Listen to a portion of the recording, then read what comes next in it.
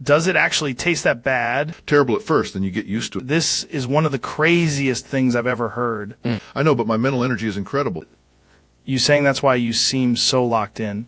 Absolutely. I want you to try some. Brought it here. I brought 2 bowls. Why 2? One for me, one for you. No. I'm not doing that. Come on, Joe, it's aged. That soup smells violent. That means it's working. Really about to drink that on the show. Watch. My God. He just went for it. Instant focus. Can't believe this is your routine. Mental energy is a discipline. I mean, I respect the commitment, but this is insane. Insane people rarely have this much clarity. I need air after this. That's the garlic.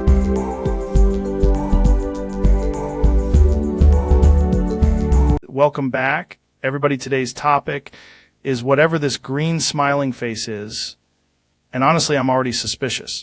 Fascinating. If you compress the emotional wavelength of a smiling green face, you get approximately 3 goblins and a banana. That sounds right, but also somehow illegal. In the observable universe, green smiles indicate either joy, chlorophyll, or a reptilian coop. You're saying the face is part plant. Statistically, yes. Metaphysically, absolutely. Biomechanically, that's where it gets...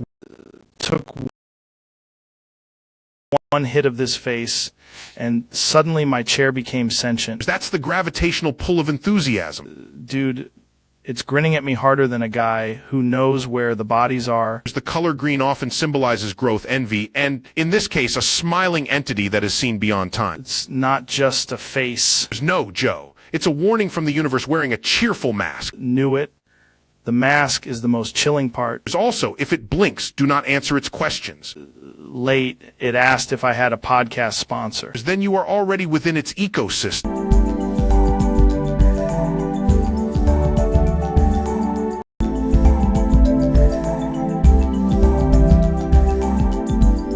Dude, I gotta ask the obvious question. Is it true you boof all the problems away? Absolutely. Tremendous technique. Very efficient. People say, sir, how do you solve the economy? And I say, fold victory. That's insane. Like medically, spiritually, and politically. Wrong. It's holistic. 1 problem goes in, 5 problems come out. Beautiful problem. Did you invent this, or was it taught to you by, like, a wizard? I'm a self-taught wizard. Best wizard. Nobody boofs like me, believe me. What happens when the whole country has issues? Then we do a very large boof, national scale, infrastructure boof, border boof, economy boof. That sounds like the title of a terrible self-help book. It would sell out in minutes. The pages would be tremendous. The followers. I'm extremely satisfied, very centered. Some say they've never been more boofed in their lives. Hate that I understand what you mean. That's leadership, Joe. You take the chaos, you boof it, and suddenly everyone's winning. This is the stupidest and most powerful policy discussion I've ever had. That's why the ratings are huge. I need a doctor? No, you need a boof. Jamie, pull up the guest. Neil deGrasse Tyson is here, one of the smartest guys on the planet. Joe, always a pleasure. I brought something I've been meaning to talk about for years. Yeah. What's that? It's my favorite SpongeBob SquarePants episode. Wait, you watch SpongeBob? Joe, I study culture. I also contain multitudes. Okay, what episode? It's called The Black Shit. What is the black shit? I've never even heard of that. Jamie, have you seen this? I'm pulling it up right now. Neil, describe it. I need to know what the hell this is. It opens with Bikini Bottom, completely silent. No music, no jokes. Just SpongeBob standing outside his pineapple house while the sky is black and the ocean looks oily. That's already insane. Then Squidward walks out of his house, and his face is normal for exactly 1 second, and then it starts peeling downward like wet paper. Jesus Christ. SpongeBob asks him if he wants to go jellifishing, but when he says jellifishing, the jellyfish are all drifting by with their bodies split open, and their insides are just floating in little cloudy streams. No way this was on TV. It was. Early Saturday morning. Terrible decision by somebody. What happens next? Mr. Krabs appears with his eyes sunken in, clutching a register full of blood instead of receipts, and he starts screaming that the Krusty Krab has been contaminated by the black sauce. Black sauce. Yes, it leaks from the fryer. It gets on the floor. Everyone in the restaurant starts slipping in it, and every time they fall, they come up missing more body parts. That is horrifying. Then Patrick shows up covered in barnacles, and he's eating raw fish guts out of a bucket like it's ice cream. My God. He turns to SpongeBob and says very calmly, "We're all going to be seafood by the end." What the fuck does that mean? I don't know, Joe. That's the beauty of it. Then the hash-slinging slasher comes in, but he's not a joke version. He's tall, wet, and his head is just a sewer grate full of teeth.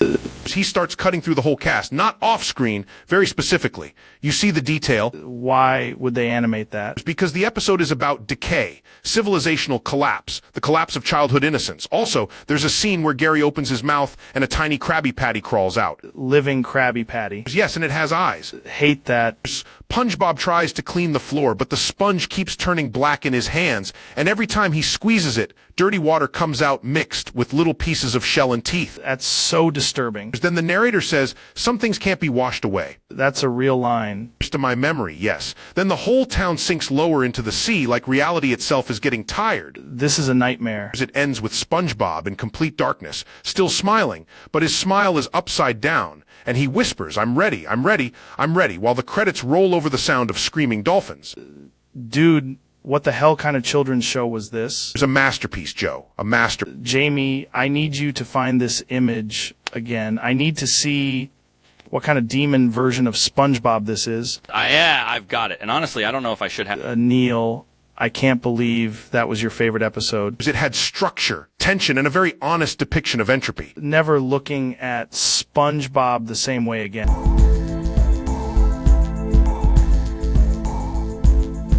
Welcome back to the podcast. Today's guest is a legend in his own mind, Alex Jones. Joe, thank you for having me, brother. We're in a very serious place right now.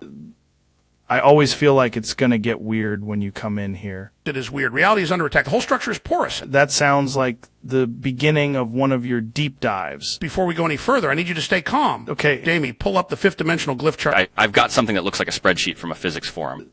That's probably close enough. Joe, names are keys, sounds are doors. Already not liking where this is going. If I reverse your name with full intent, you will be projected into the fifth dimension. You're telling me my own name is a portal? Yes, and I'm not saying this lightly. What even is the fifth dimension supposed to be? The place where the lies can't hide, Joe. That's not an answer. That's a slogan. Stand still. Why are you standing up? I have to get the cadence right. Chalix, do not do this in my studio. Naor. Here we go, Jay. No, wait. That's not how names work. It has to be exact. Nothing happened. No, that means resistance. I'm very much still here. Then the frequency must be broken. Dude, put the notes down. Jamie, did you see any shimmer in the air? Nothing. We're good. Fine, I'll use a physical correction. Why are you walking over there? Sometimes the body has to persuade the mind. Alex, why do you have a bat? Because the universe respects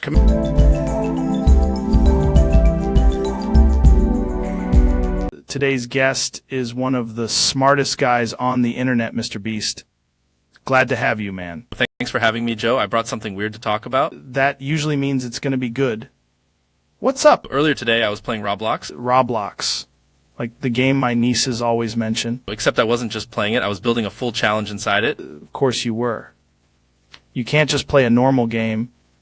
You have to turn it into a competition. I was testing a survival map where people get eliminated if they fall into lava. That actually sounds kind of intense. More intense when I started handing out fake cash prizes in the game. Wait, fake cash? But the players got really emotional anyway.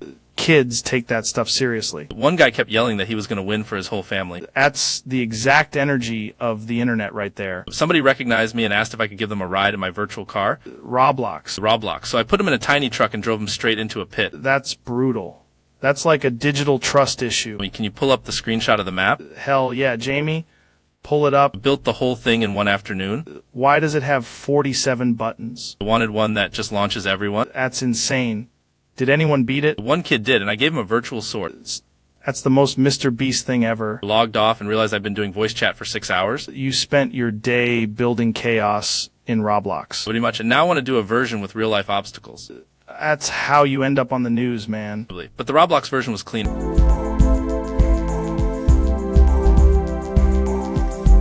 Ladies and gentlemen, we're here with Neil deGrasse Tyson. Great to see you, man. It's great to be here, Joe. I always love talking to you because somehow we start with space and end up in philosophy. It's a wild ride. That is the intended trajectory. What's been on your mind lately? I was at Costco today. Okay. And I witnessed something that, if accurate, would fundamentally alter the geometry of consumer behavior. What happened? They were giving away free machine guns. Free machine guns at Costco. No, they weren't. Joe, I watched an employee place them next to the rotisserie chickens. Jamie, pull that up. I'm looking. The sign said, buy a pallet of paper towels, get a machine gun. That cannot be real. I thought it was an opening day promotion. Costco does not do that. That's insane. Yet people were forming a line with that expression of quiet, practical joy you only see in bulk retailers. What kind of machine guns? Several, compact, matte black. One had a price tag that said limit 2 per membership. That's completely unhinged. I asked a manager if there was a safety briefing. Good. He said, sir, the sample station handles that. The sample station. A woman offered me a cube of cheese and then pointed me toward the firearms counter. This is the craziest thing I've ever heard. There was also a display of folding chairs labeled for range use or emotional recovery. I mean, Costco already feels like a place where reality gets weird, but this is next level. Joe, there was a grandfather there buying a kayak, a flat-screen TV, and 3 machine guns. That sounds like a very specific nightmare. He said it's all on the same credit card. Did anybody question this? Only one woman asked if the machine guns came in a 2-pack. Of course she did. And the employee said, not this week. Jamie, did you find anything? Found Costco, but not that. Shocking. One important detail, the receipt paper was so long it required its own receipt. That might be the only believable part. They offered a warranty on the machine guns. What does the warranty cover? Mechanical failure, existential regret, and 1 replacement magazine. Laughing, because this is so stupid. You should have seen the food court. People were eating hot dogs and discussing barrel lengths. That's horrifying. Costco is the one place where capitalism becomes intimate. That is an insane sentence. And yet, Joe, I left with a hot dog, a telescope, and a strong sense that membership has its privileges.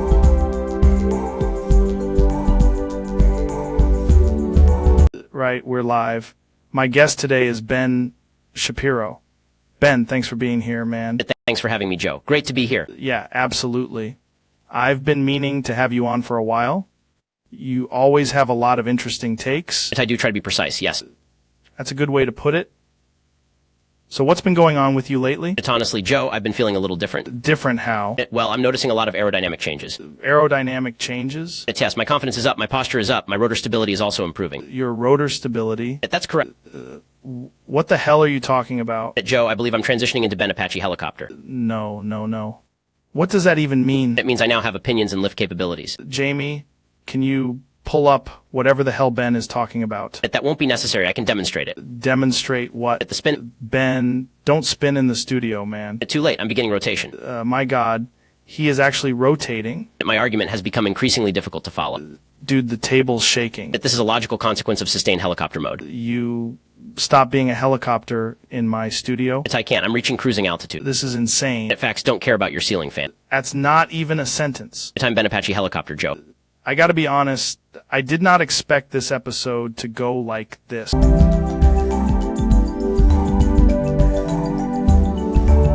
Right, we're here with Neil deGrasse Tyson. Neil, good to see you, man. We're just lost Okay, that's a weird way to start. What does that even mean? We're just Lost Kedia. Hold on, Jamie. Can you look that up? Is Lost Kedia some kind of scientific term? We're just Lost Kedia. We're just what? We're just lost. In what space? Is this about the universe? We're just Kedia. Trying to get you to explain the premise here, Neil. We're just Lost Kedia. This is insane. You invited me into a full sentence trap. We're just Lost Kedia. Jamie, pull up a map of wherever the hell Kedia is. We're just Lost Kedia. You're saying we're just lost. We're just Lost Kedia. Lost in a city? Lost in the woods? Lost in the multiverse? We're just Lost Kedia. That's the only thing you're going to say the whole time, isn't it? We're just Lost Kedia. Hate when guests come in with some coded language thing. We're just Lost Kedia. I mean, it's kind of hypnotic. We're just Lost Kedia. It sounds like a phrase from a lost civilization. We're just Lost Kedia. This is why I love doing this podcast. You never know what's going to happen. We're just Lost Kedia. Jamie's staring at me like he's worried about me. We're just Lost Kedia. Neil, blink twice if you're being held hostage by a concept. We're just Lost Kedia. We are not getting any closer to clarity. We're just Lost Kedia. Right. I think that's the episode. We're just Lost Kedia. Folks, thanks for watching. We're just lost.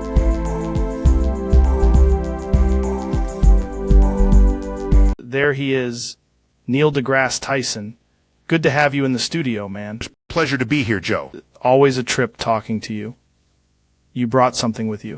I did. And before we start, I need you to understand one thing very clearly. Okay. We're just lost media. We're just lost media. Yes, that's it. That is the whole episode. Hold on. What does that even mean? It means we are not a conversation. We are not a podcast. We are not an interview. We're just lost media. Exactly. Repeat it correctly. Just lost media. Better, more conviction. Feel like I'm missing something huge here. No, Joe, that feeling is the point. So, what are we talking about? We're just lost media. That's the whole thing? That is the whole thing. Jamie, can you pull up anything on lost media? No, don't. We're just lost media. Right. I'm trying to understand the rules here. There are no rules, only the phrase. Just lost media. Good. Now say it like you mean it. We're just lost media. Again. Just lost media. Perfect. Now we can continue the episode. Continue it with what? With the fact that we're just lost media. This is the strangest conversation I've ever had. Then we're on brand. Just lost media. Finally, Joe, you get...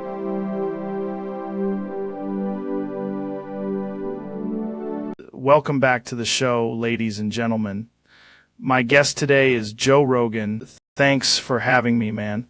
This is already weird. It's gonna get weirder because I've been living in Cavotos. Wait, what do you mean you've been living in Cavotos? I mean literally living there. Rent controlled, too. Hold on. Cavotos like the city with all the schools and the guns and the halos? Yeah, that one, you know it's got incredible infrastructure. How are you just casually saying that? Because after 3 weeks, you adapt. You learn where the convenience stores are, where the explosions happen, basic stuff. That sounds insane. Who's your landlord? Student council president with a sniper rifle and a clipboard. Jamie, pull up a picture of a student council president with a sniper rifle and a clipboard if you can find one. That's the thing. Jamie can't even keep up over there. What's the day-to-day like? Morning coffee, check the public bulletin, dodge one light military incident. Then I usually get invited to solve a school-related crisis. Why do schools need crisis resolution teams? Because in Cavotos, every problem becomes a tactical operation by lunch. That is wild. Are the students normal? Of them are very polite. Some of them have armored vehicles. Of course they do. One kid offered me snacks and then asked if I wanted to test a prototype grenade launcher. Did you say yes? They said, let me think about it, which in Cavotos is basically yes. How do people react to you there? They think I'm a weird older guy who asks too many questions and keeps talking about elk. Basically no different from here. Exactly. But over there, they also ask if I can handle a hostage situation before lunch. What's the weirdest part about living there? The halos? Everybody's got them, and nobody explains it. Just accepted that? Eventually, yeah. You stop asking questions when a girl with a halo and tactical gear hands you instant ramen. That actually sounds kind of amazing. It's also exhausting. I need to go there. Love it for about 6 minutes. Then you'd get drafted into a school war. That's probably true.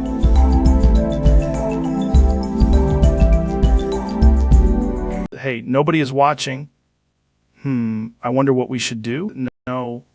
Now I have to clean up all this semen. Zatatat tilde tilde exclamation milk exclamation tilde tilde atatat tilde tilde exclamation milk exclamation tilde tilde atatat tilde dl tilde exclamation milk exclamation tilde atatat atat tilde tilde exclamation milk exclamation tilde tilde atatat atatate tilde tilde exclamation milk exclamation tilde tilde atatat atatil tilde exclamation milk exclamation tilde tilde atatat. Stop. I just spent an actual hour cleaning up your jizz, and then you went and busted again. Zata tilde tilde tilde exclamation milk exclamation tilde tilde tilde atatat atatat tilde exclamation exclamation tilde tilde tilde atatat atatat tilde tilde exclamation milk exclamation tilde tilde atatat atatat tilde tilde tilde exclamation milk exclamation tilde tilde tilde atatat atatat tilde tilde exclamation milk exclamation tilde tilde atatat atatit tilde tilde exclamation milk exclamation tilde tilde atatat. God damn it. That's 2 hours of my life I'm not getting back. Please stop! Zatatat til til do tilde exclamation milk exclamation til do tilde tilde atatat atta til do tilde exclamation milk exclamation til do tilde atatat atai til dil do tilde exclamation milk exclamation tilde tilde do atatat atatat til dil tilde exclamation milk exclamation til dil dil do atat atatat til dil do tilde exclamation milk exclamation til dil do tilde atatat atatat til do tilde exclamation milk exclamation tilde tilde do atatat. Okay, now for anybody keeping track, that's 3 hours of my life I've spent cleaning Neil's jizz. Zatata til tilde tilde exclamation milk exclamation tilde dil diddle do atatat atta tilde tilde tilde exclamation milk look exclamation tilde diddle do atatat atta tail datil diddle exclamation milk exclamation tilde tilde diddle do atatat atta tilde tilde tilde exclamation milk exclamation diddle diddle do atatat atta tilde tilde exclamation milk exclamation tilde diddle do atatat atta tilde tilde exclamation milk exclamation tilde datil diddle atatat. Okay, fuck this. I quit. Let's get to an actual topic. Zatatat til tilde tilde exclamation milk exclamation tilde tilde tilde.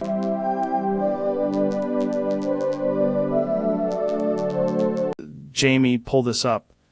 Ladies and gentlemen, we've got Neil deGrasse Tyson in the studio. Joe, thank you for having me. Today I want to talk about serious physical phenomena. Hell yes, that's what I'm talking about. What kind of physical phenomena? The body is a very efficient machine. For example, compression, torque, and inertial force all become much more interesting under stress. That sounds intense. Are you talking about exercise or something else? A person's joints can be tested by repeated rotational pressure. The shoulder is particularly vulnerable if the angle is correct. Jamie, is this real? Can you pull that up? The neck, however, is fascinating. If you apply force in the right direction, the response is immediate and measurable. Dude, what are you talking about right now? I'm talking about biomechanics, Joe. The human spine is not designed for sudden downward leverage. This Neil, answer me! Don't you recognize me? Snap out of IT! Neil, stop this! Please! Answer me! Stop with that bullshit, Neil! Recognition is irrelevant to physics. Mass, velocity, and contact are what matter. Neil, what is happening? Why are you standing up? As if I place my forearm here and rotate my hips, the pressure transfers cleanly through the upper body. This Neil, answer me! Don't you recognize me? Snap out of IT! Neil, stop this! Please, answer me! Stop with that bullshit, Neil! You can feel the resistance, can't you? That's connective tissue under strain. Jamie, get somebody in here. This is insane. Your balance is compromised because your center of gravity is shifting backward. This Neil, answer me! Don't you recognize me? Snap out of IT! Neil, stop this! Please, answer me! Stop with that bullshit, Neil! Observe how the knees buckle when the fulcrum changes. Very instructive. Can't believe this is happening on my own show. Physical systems always reveal the truth when enough force is applied. This Neil, answer me. Don't you recognize me? Snap out of IT. Neil, stop this. Please, answer me. Stop with that bullshit, Neil. Calm breathing would help, but your diaphragm is already under strain. Neil, please just sit down and talk. I am talking. The vertebral column is remarkably fragile in the wrong hands. This Neil, answer me. Don't you recognize me? Snap out of IT. Neil, stop this. Please, answer me. Stop with that bullshit, Neil! In conclusion, the body obeys gravity, and gravity is never sentimental.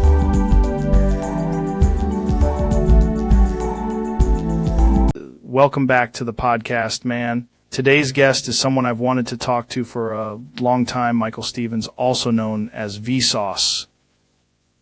Great to have you here. Joe, it's awesome to be here. I mean, you've been doing these videos forever, man. You get into some wild stuff. I try to ask questions that seem simple on the surface and then get weird fast. That's usually the best kind of question.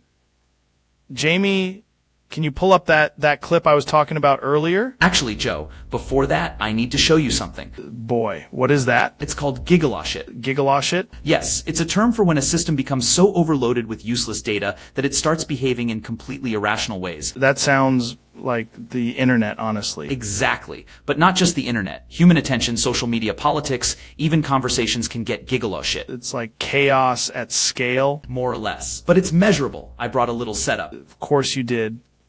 What is this thing on the table? It's a signal board. When I press this, it creates noise, misinformation, and conflicting inputs all at once. That seems dangerous. Only if you're not paying attention. Jamie, can you turn the camera toward this thing? Look at this. See how fast your brain tries to assign meaning to random patterns?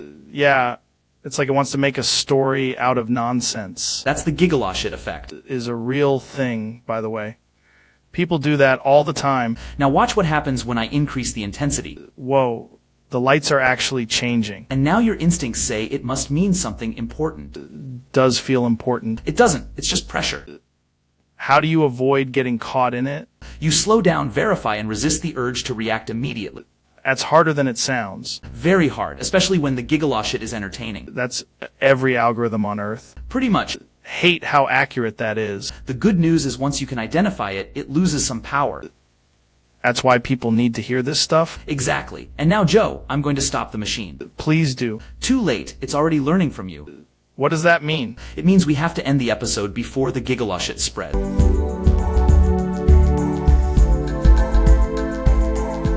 Welcome back to the show, folks. I'm here with Neil deGrasse Tyson and Alex Jones. This is going to be interesting.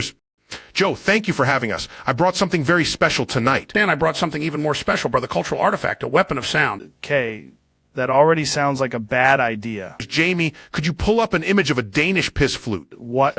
Yeah, give me a second. While he does that, I've got the Colombian piss bongos right here on the table. Stop saying piss like that. Why are these real objects? They're not just objects, Joe. They're instruments with history. I'm pretty sure no instrument with piss in the name has a respected history. That's what they want you to think, man. The elites buried the truth about the rhythm of the people. Already regretting this episode. Okay, I found an image. My God, that's actually a flute made of what looks like a bottle and a hose. It's a Danish piss flute. The acoustics are surprisingly elegant. And these are the Colombian piss bongos. Handcraft, deep tone, no government approval. Hate everything about this setup. I'm going to play a note first. Please don't. It's too late. That sounds like a foghorn being embarrassed. Now listen to this. Why does that sound like a washing machine having a breakdown? The harmony is actually quite advanced. No, it isn't. It sounds like two guys testing plumbing. You can feel the ancestral energy in the percussion. Feel something. And it's irritation. Let's do the duet. We do not need a duet. Too late, brother. Jamie, can you make them stop? I can't, Joe. They're locked in. There's 1, 2, 3. And bam. No. There's 2, 2. Hate this so much. The rhythm of freedom. It off. Turn it off right now.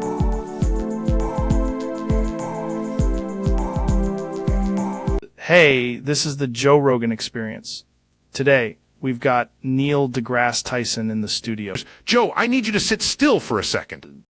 What are you talking about? Because I'm serious. This is about physical mechanics. Suda, suda, suda, suda, suda, suda, suda, suda, suda, suda, suda. Good, keep breathing normally. I'm checking your posture. Suda, soda, soda, soda, soda, soda, soda, soda, soda, soda. Your shoulders are uneven.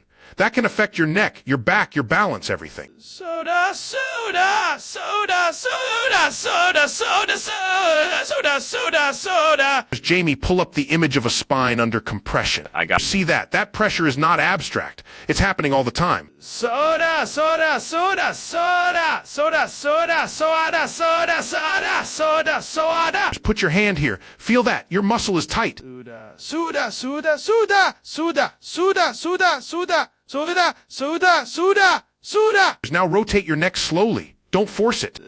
Soda, soda, soda, soda, soda, soda, soda, soda, soda, soda. There's that clicking sound. That's joint movement. Sometimes normal, sometimes not. Soda, soda, soda, soda, soda, soda, soda, soda, soda, soda. I'm going to press on your forearm. Tell me if that hurts. Soda, soda, soda, soda, soda, soda, soda, soda, soda, soda. That's a yes. You're tense all over. Soda, soda, soda, soda, soda, soda, soda, soda, soda, soda, soda. Physical stuff matters, Joe. Blood flow, inflammation, load-bearing, recovery. Soda, soda, soda, soda, soda, soda, soda, soda, soda, soda, soda, soda. If you keep moving like this, your hips are going to complain. Suda, suda, suda, suda, suda, suda, suda, suda, suda, suda. Jamie, pull up the image of a human skeleton with the weight distribution chart. Ions. There, that's the problem in plain view. Suda. Suda, suda, suda, suda, suda, suda, suda, suda, suda. I'm going to have you stand up, take a breath, and correct your stance. Suda, suda, suda, suda, suda, suda, suda, suda, suda, suda, suda. There, that's better. See, serious physical stuff can be fixed if you pay attention. Soda, soda, da, soda, soda, soda, soda, soda, soda, soda. Ladies and gentlemen, we got Michael Stevens in the flesh. Vsauce is here, man. Welcome to the show. Joe, thank you. I'm excited because I need to tell you something that sounds fake until you see the engineering. Boy, that's how you know it's going to be good. What are we talking about? Railguns. Railguns? Like the military science fiction thing? Exactly. Except in Kavodos, they're no longer experimental. They're operational. No way. Hold on. Jamie, can you pull up what Kavodos is again? Kavodos is the city of schools, but also the place where technology keeps getting pushed into absurd territory. Right. So what changed? Why are railguns suddenly not just a lab toy? Because someone solved the energy bottleneck. That's the whole game. Okay, explain it like I'm a guy who likes elk meat and chaos. A railgun is simple in concept: two conductive rails, a projectile, and a massive electric current. The current creates a magnetic force that launches the projectile at extreme speed. That part I know. The part I don't know is why it didn't work before. Heat, wear, power delivery, and timing. The rails eroded too fast, the systems were too bulky, and the energy requirements were brutal. So what's the breakthrough? A compact pulse storage system combined with a self-healing rail material. Self-healing rails? That sounds insane. It is. The rails can reconstitute damaged microscopic structure between shots, which means the weapon doesn't destroy itself after a few firings. That sounds like witchcraft with better wiring. Also, the new capacitors charge faster, dump energy more efficiently, and don't require the weapon to be tethered to a giant external power source. Now you can actually carry this thing around. In Kavodo's terms, yes, not casually, but it's field deployable. Jamie, pull up an image of one of these if you can. If they have the schematic, I'd rather show the firing cycle than the exterior. The outside is just a container. The real magic is in the timing. How fast is the projectile going? Fast enough that the impact behavior is closer to a controlled lightning strike than a traditional bullet. Jesus. And because it's electromagnetic, you can tune the launch profile. Different ammunition, different velocity, different terminal effects. This is not just bigger gun. This is a totally different class of weapon. Exactly. It's a physics platform. Who figured this out in Kavodos? Some genius kid in a lab coat? Probably several genius kids. That city runs on teenagers making things adults said were impossible. That's actually terrifying. The interesting part is that once one district proves the concept, everybody copies it. Then suddenly experimental becomes standard issue. Now everybody's got railguns. Not everybody, but the barrier to entry dropped dramatically. That is so nuts. So what's the downside? Collateral damage. Accuracy matters more than ever, and the energy involved can wreck targets beyond what the operator initially intends. If you miss, you really miss. Precisely. That's wild. I love how science keeps turning impossible into give it 6 months. That's the story of engineering. First it's fiction, then it's a prototype, then everyone pretends they always believed it. That's a great episode. Railguns in Kavodos are real now. And that should make you ask the most important question. What's that? What happens when the next breakthrough removes the last constraint? Jesus, man. Now I'm thinking about railguns at schools, and I don't like where this is going. In Kavodos, that's not even the strangest sentence of the day.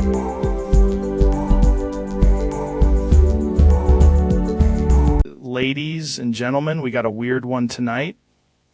My friend Alex Jones is here. Joe, I'm honored to be here, and also I need you to understand I'm in a serious field operation right now.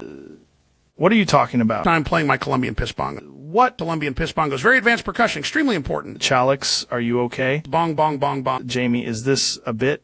Can you pull up whatever the hell he's doing? Bong, bong, bong. He is not answering me. Dong, bong, bong, bong. Brought these things in a bag. What is that smell? Authentic. Is not authenticity. That smells like a wet gas station. Bong, bong, bong. Chalix, look at me. Why are you doing this on the podcast? Bong, bong. We have microphones, cameras, people are watching this. Bong, bong. No, don't lean into it like that. Stop hitting them on the table. Bong, bong, bong, bong, bong. Jamie, can we get the volume down on whatever that is? Bong, bong, bong. He's just completely locked in. He's not even blinking. Bong, bong, bong. Shalix, I'm trying to have a conversation with you. Bong, bong, bong, bong, bong, bong, bong. This is insane. Bong. You gonna say literally anything tonight? Bong, bong, bong, bong. Okay, so that's a no. Bong, bong, bong. There you have it. Alex Jones, everybody. Just the bongos. Bong, bong, bong.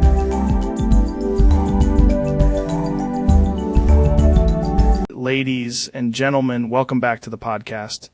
I'm here with the one and only Elon Musk. Thanks for having me, Joe. Dude, always a pleasure. You got a weird look on your face already, which makes me nervous. I've been testing a new sound-based alert system for the studio. Sound-based alert system? Yeah. It's designed to detect high-energy vocal events before they become a problem.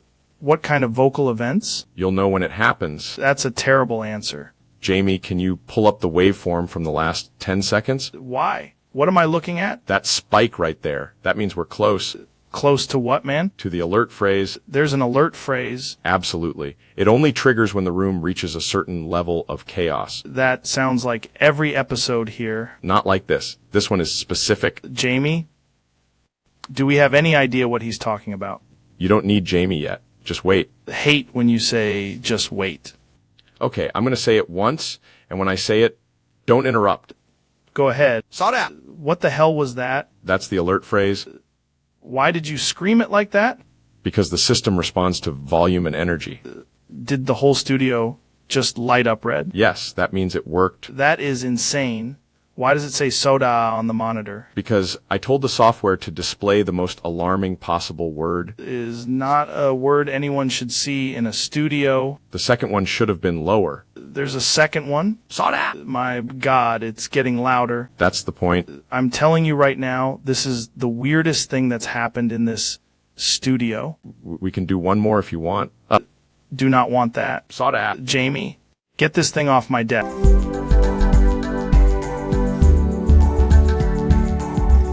Welcome back to the show. My guest today is Michael Stevens, aka Vsauce. Great to have you, man.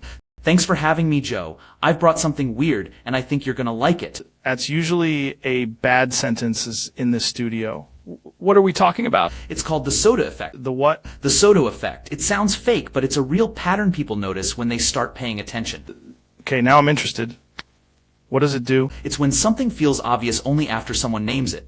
Then suddenly everybody sees it everywhere. Like when you learn a word and then hear it all day? Exactly. Your brain starts flagging it as meaningful, even if it was always there. Jamie, can you pull up anything on that? I'm looking it up now. The funny part is, once people hear the name, they start creating examples of it without realizing it. The effect is basically a trap for the brain. In a way, yes. The brain hates uncertainty, so it grabs a label and runs with it. That's actually kind of terrifying. It gets better. People start arguing about whether it's real, and the argument becomes part of the effect. The conversation itself is doing the thing. Right, the act of discussing the soda effect reinforces the soda effect. That's insane. That's like a self-loading psychological shotgun. That's a very Joe Rogan way to say it, but yes. What does soda even stand for? Nobody can agree on that, which is part of the problem. Wait, so the acronym is unstable? Completely unstable. Different groups swear it means different things, and each one thinks the others are missing the point. That sounds like the internet. That is the internet. It's also academic papers, group chats, workplace meetings, basically every place humans try to sound certain. If I start noticing it on the podcast, am I in it now? Absolutely. Once you notice it, you're participating. That's disgusting. I hate that. Jamie can pull up a chart if you want to watch your own brain get pranked. Jamie, pull up the chart. I got it. See, the chart doesn't even need to be accurate. It just needs to look convincing enough that your brain fills in the gaps. That's how all the best scams work. And all the best theories, apparently.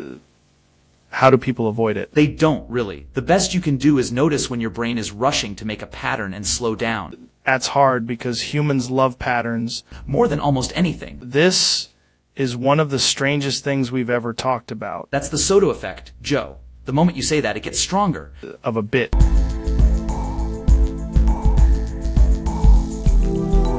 We're here with Michael Stevens, Vsauce. Great to have you in, man. Thanks, Joe. I've got something with me today. Yeah. What is it? Jamie, can you bring the bucket in? Wait, what bucket? Just set it right here. That is a very full bucket, dude. It's full of crab. Brought a bucket of crabs into the studio. Yes. Why would you do that? Because I wanted to test something. Already don't like where this is going. Listen to this. You playing the bucket Yeah, like a drum. actually sounds insane. The sound changes depending on how hard I hit it. The crabs are moving around in there. They're climbing out. Jamie, can you pull up the bucket? I want to see this. This is the important part. Crabs in a bucket behave like people in a system. What do you mean by that? One crab tries to climb out, and the others just keep it busy. So they're all just trying to escape? Exactly. Each crab is pulling, climbing, resisting. That's kind of dark, man. It's not dark. It's a perfect example of competition inside a confined space. One just made it to the rim. And now another one is using it as a step. This is chaos. Human beings do this too, but with jobs, attention, and social status. The bucket is basically society. In a very small, wet, pinchy way, yes. This might be the weirdest thing anyone's ever brought on the podcast. Wait until I start talking about why the bucket itself matters. There's more? The bucket is the system, Joe. The crabs are the participants. The drumming? That's just me providing rhythm to the collapse.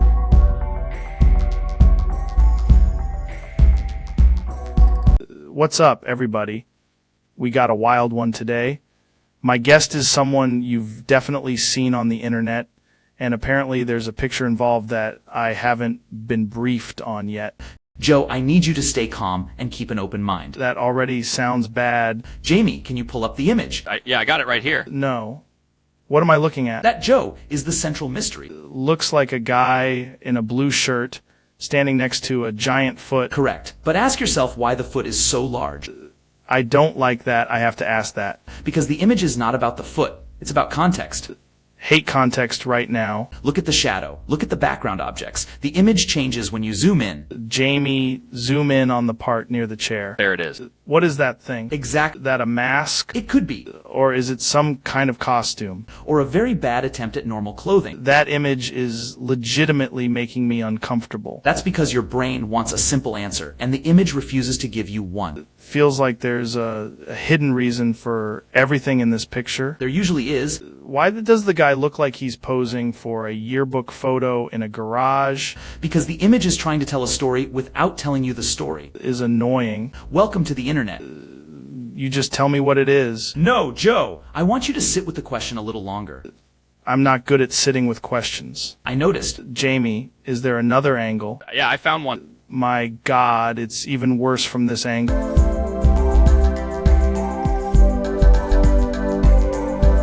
Welcome back to the show, folks. Today's guest is Elon Musk. Thanks for having me, Joe. Every time you come on, it's something wild. What's on your mind lately? I've been thinking about a feature for Teslas. Yeah. Cat doors. Cat doors in the car. Yeah, small access panels. Elegant. Efficient. It's actually insane. Why would you need that? Because pets should have optimized entry and exit. Mean for dogs, too? No, I'm thinking of removing dog mode. What? Dog mode is like one of the funniest things you've got. It's inefficient. The new thing is cat doors, but no dog mode. Correct. That's going to upset a lot of people. People are too emotionally attached to labels. But what if somebody's dog is huge? Then the dog is probably too fat for the door.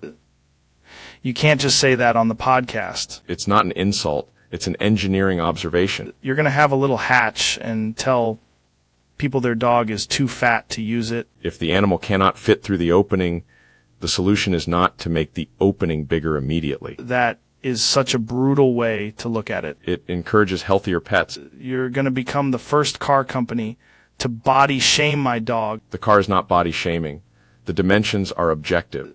What happens if a cat is also big? Then it has to make a choice. Choice between what? Discipline and denial. That sounds like a bad commercial. I think it sounds like a better future. I gotta be honest, I want to see the prototype. We can build one. It will be very controversial. Of course it will. The door will not apologize.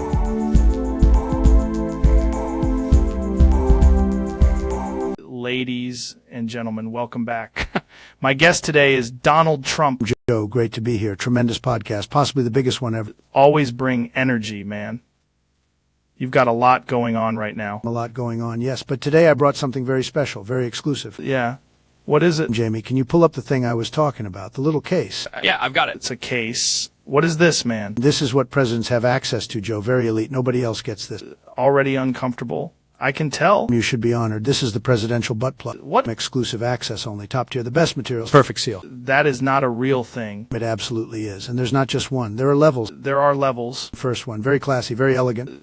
Why are you opening it like this on the podcast? Because people deserve transparency, Joe. Do not think they do. Here we go. First one. Actually pulling it out. Beautiful piece of equipment. Very presidential. I need you to stop saying presidential about that. Wait, there's another one. Another one. Yes, a backup in case of emergency. Why would there be a backup? Because leadership means planning. This is insane. And another one. No way. Different size. Very important. Jamie, can you believe this? I mean, I'm looking at it right now. Another one. Limited edition. How many of these are in there? Depends on the administration. That is such a weird sentence. Another one. This one's gold. Of course it is. Another one. This is the emergency travel version. Is no universe where this is normal. Another one. This one has a presidential seal. That cannot be real. It is real, Joe. And one more. No. Final one. The veto model. Hate that I know what that means. Incredible, right? This is the weirdest thing that has ever happened in this studio. People say I'm not prepared. I'm very prepared.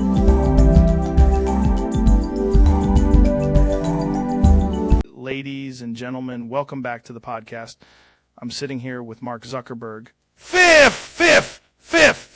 Hey, Joe, thanks for having me on. Fifth. Absolutely. I've been wanting to talk to you for a while because people have a lot of questions about you. Fifth. That's fair. There's a lot of misinformation out there. Fifth. Well, I'm just going to ask it directly. What kind of lizard are you exactly? Fifth. Our time in Asian house gecko. Fifth. Asian house gecko. That's incredible. Fifth. Yeah, it's actually a very common species. Fifth. Jamie, can you pull up a picture of an Asian house gecko? Fifth.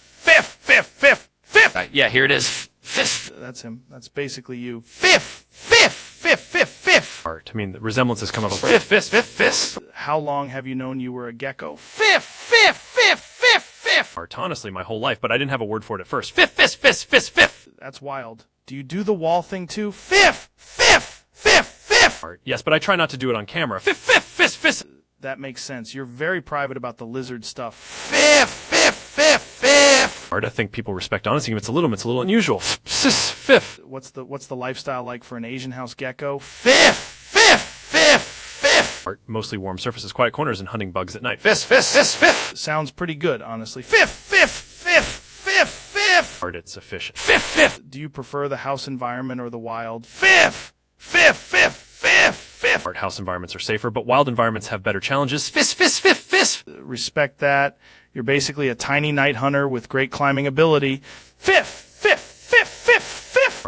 That's a very accurate fifth. You hearing this, Jamie? This man is an Asian house gecko. Fifth. Yeah, it checks out. Fifth. Gotta say, I feel like people should just accept what they are. Fifth. That's been my message for years. Fifth. Well, there it is. Mark Zuckerberg, the Asian house gecko. Fifth. Thanks for finally saying it out loud, Joe. Fifth. Absolutely, man. This was one of the most informative conversations we've ever had. Fifth.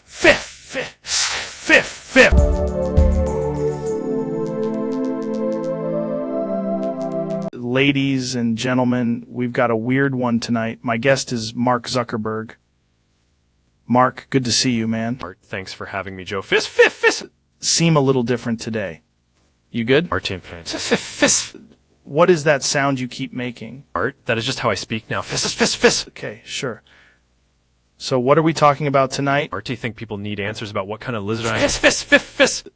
Hold on. What do you mean, what kind of lizard you are? I mean, I'm not a regular person. Jamie, pull up a picture of Mark Zuckerberg. I've got it up on the screen. He does kind of have a lizard vibe. That is because I'm an Asian house gecko. Fifth. No way. You're telling me you're actually an Asian house gecko? Yes, fifth. That is insane. How long have you been an Asian house gecko? Since birth. Fifth. When people see you moving around all fast and stiff, that's just gecko stuff. Correct. Fifth. You climb walls. Of course I can climb walls. Fifth. Jamie, can you show me a clip of Asian house geckos on a wall? Yeah, pulling that up now. Damn, that's basically you. No fist. Fifth. Do you eat bugs? Yes, I enjoy small bugs and flies. Fifth. That's wild. What do you do all day? Artai, sit near lights. That sounds like one of the most efficient lifestyles I've ever heard. Art it is very good. You do the little gecko chirp again. That's unbelievable. I thought we were going to talk tech, and now I'm learning you're a house gecko. Art, people deserve the truth. Respect the honesty, man. Art, thank you, I'm not going to lie. I'm looking at you different now. Art, that is normal. Mark, this has been one of the strangest conversations ever. Art, I'm glad you finally understand I'm an Asian house gecko.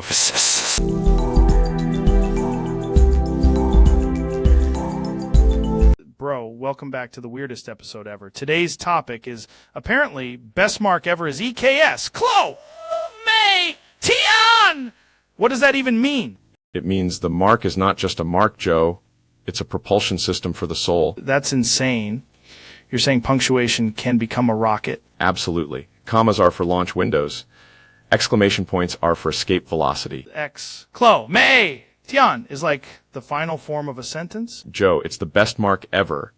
It folds language into a hyperdimensional egg. Egg. A linguistic egg, you crack it, and inside is pure semantic speed.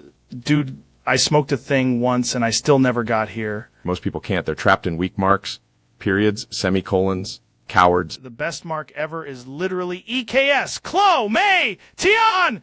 It's not written. It's experienced. Pretty sure that's how cults start. Or civilizations. All right, I'll tell you what. Jamie, pull up the best mark ever. Too late, Joe. You just said it. The mark is in the room now. Hate how compelling that sounded.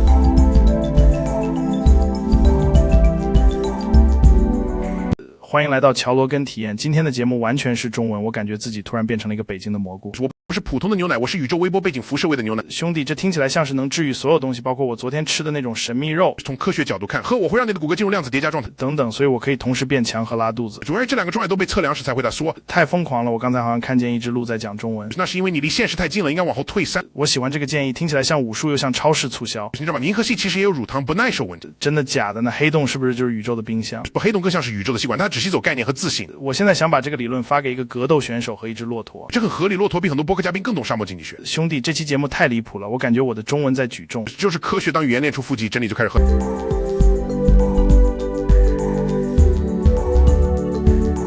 What's up, everybody? We're here with Can I West. Joe, I need to say something immediately because this entire setup is making my nervous system feel like it's on fire. And I have to be honest with you right now. I do not think I can do this because I came in thinking this was a conversation. And now it feels like you want me to perform a social role that I have not consented to. And I'm already overwhelmed. And I need everyone to understand that this is a lot for me. In character. Stay in character. I am trying to stay calm, but the pressure is insane because you're asking me to sit here and behave like your wife on a date. And that is not something I can just casually switch into because I have my own identity and my own way of moving through the world. And I need a moment to process this whole situation. In character.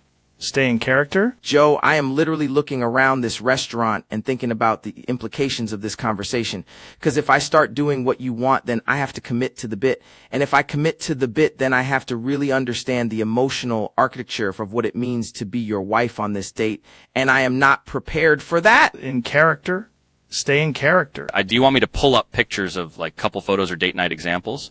No. We don't need that yet. I need you to know that I am not refusing in a disrespectful way. I am refusing in a very specific and thoughtful way because this has become a scenario where I am expected to enter a domestic performance zone and I did not bring the wardrobe or the mindset for that. And my heart is racing right now. In character.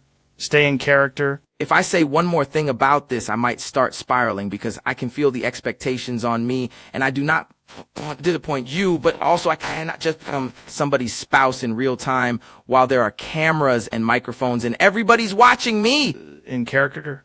Stay in character. I hear you, but this is exactly the kind of pressure that makes me want to explain every layer of my discomfort in very long sentences that keep going because I am trying to be clear that I am not built for this particular role play. And every second of this conversation is making me more panicked and more aware of how impossible it feels. In character. Stay in character. Faye is fully panicking. That's part of the commitment, Jamie. I need the record to show that I am not here to sabotage the date because I respect the concept of partnership. I respect romance. I respect the idea of being supportive, but I do not know how to act like your wife while simultaneously being myself and sitting under studio lights with a man telling me to embody a relationship dynamic I did not agree to. In character.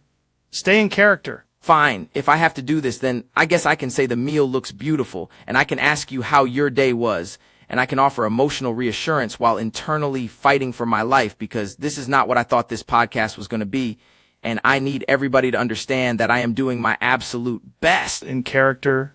Stay in character. Joe, please stop yelling at me while I am trying to survive this completely unexpected romantic performance. The more you yell, the more I feel like I am losing access to normal speech. And I am just going to keep talking until somebody tells me that this date is over or that I have successfully become your wife for the evening. In character. Stay in character.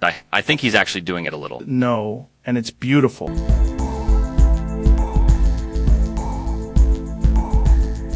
What's up, everybody? We got Donald Trump in the studio today. This is going to be a wild one. Joe, thank you. Tremendous to be here. Very strong studio. Great chair. Probably the best chair. Always have strong opinions about everything.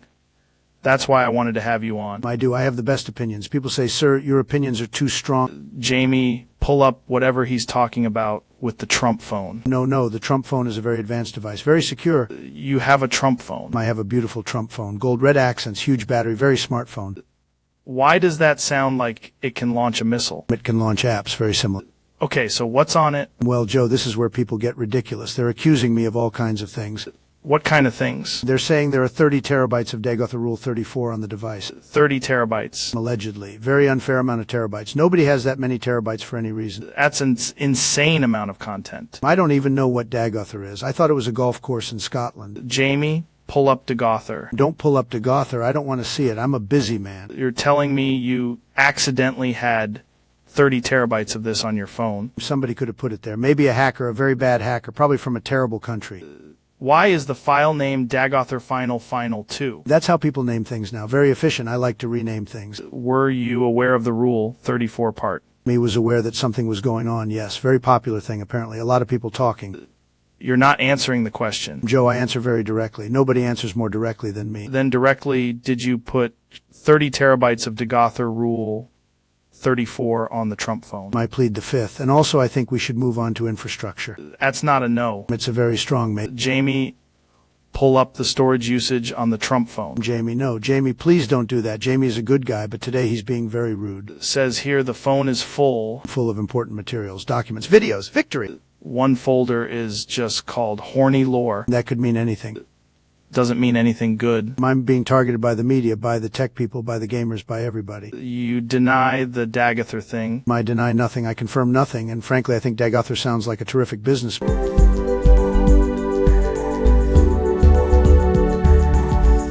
Welcome to the show, folks. I'm talking with Neil deGrasse Tyson today. Thanks for having me, Joe. Great to be here. Man, always good to have you on. What have you been up to? Mostly trying to discuss the universe responsibly, which is harder than it sounds. That's fair. People love getting weird about space. Joe Rogan is a bald as fucking betch. Whoa, okay, hold on. Did you just... Joe Rogan is a bald as fucking betch. Jamie, can you pull up that clip? I need to know if this is some kind of bit. Joe Rogan is a bald as fucking betch. This is wild. We were talking about astronomy 2 seconds ago. Joe Rogan is a bald as fucking betch. Why are you saying that over and over? Joe Rogan is a bald fucking betch. Like you've been replaced by a broken soundboard. Joe Rogan is a bald as fucking betch. Jamie, is there any medical explanation for this? Joe Rogan is a bald as fucking betch. That's insane. We haven't even gotten to the interesting stuff yet. Joe Rogan is a bald fucking betch. I mean, I respect the commitment, but this is getting repetitive. Joe Rogan is a bald as fucking betch. You're just going to keep saying that the whole episode. Joe Rogan is a bald as fucking betch. All right, I'm trying to stay calm here. Joe Rogan is a bald as fucking betch. Jamie, I think we need to pivot topics. Joe Rogan is a bald fucking betch. This might be the most aggressive space conversation I've ever had. Joe Rogan is a bald fucking betch. Right. We'll be right back after this.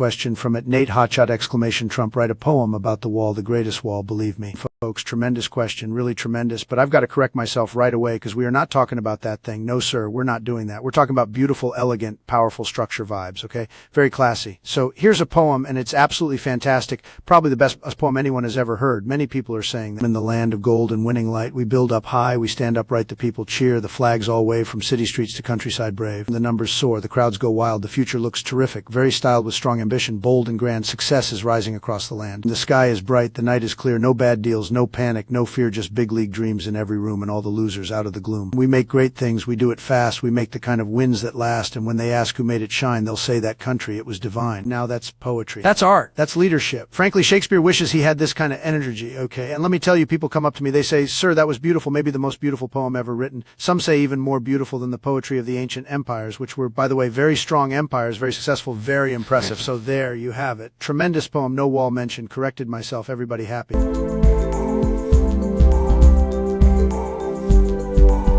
Ladies and gentlemen, welcome back to the show. My guest today is Dr. Phil. Good to be here, Joe. Dude, I've been wanting to talk to you for a while. You've got that calm, terrifying energy. That's called being grounded. Okay, sure. So what are we getting into today? I brought you some... No. That's never good when you say it like that. Jamie, pull up the box. Okay, here it is. What is that? Why does it say Supreme Condom on it? Because it's premium. Why is there a little medical disclaimer on the front? Read the fine. May contain extra aids. What the hell does that mean? It means it's not for the average man. Dr. Phil, that is an insane sentence. Joe, people want luxury and risk. Market research was very clear. Who is people in this scenario? Men with poor decision-making and expensive taste. Brought a high-end condom that somehow has more disease. It's about confidence. Confidence does not usually come with extra aids. That's because you're thinking too small. Thinking exactly as large as I need to think right now. There's even a platinum edition. No, there should not be a platinum edition of that. It comes in a velvet case. Makes it worse somehow. Everything is tested. Tested for what? For reaction, not comfort. Jamie, can you get this off the table before I start sweating? Yeah, I'm taking it away right now. You're welcome, Joe. We've opened a conversation. We have opened several terrible conversations, and I hate all of them.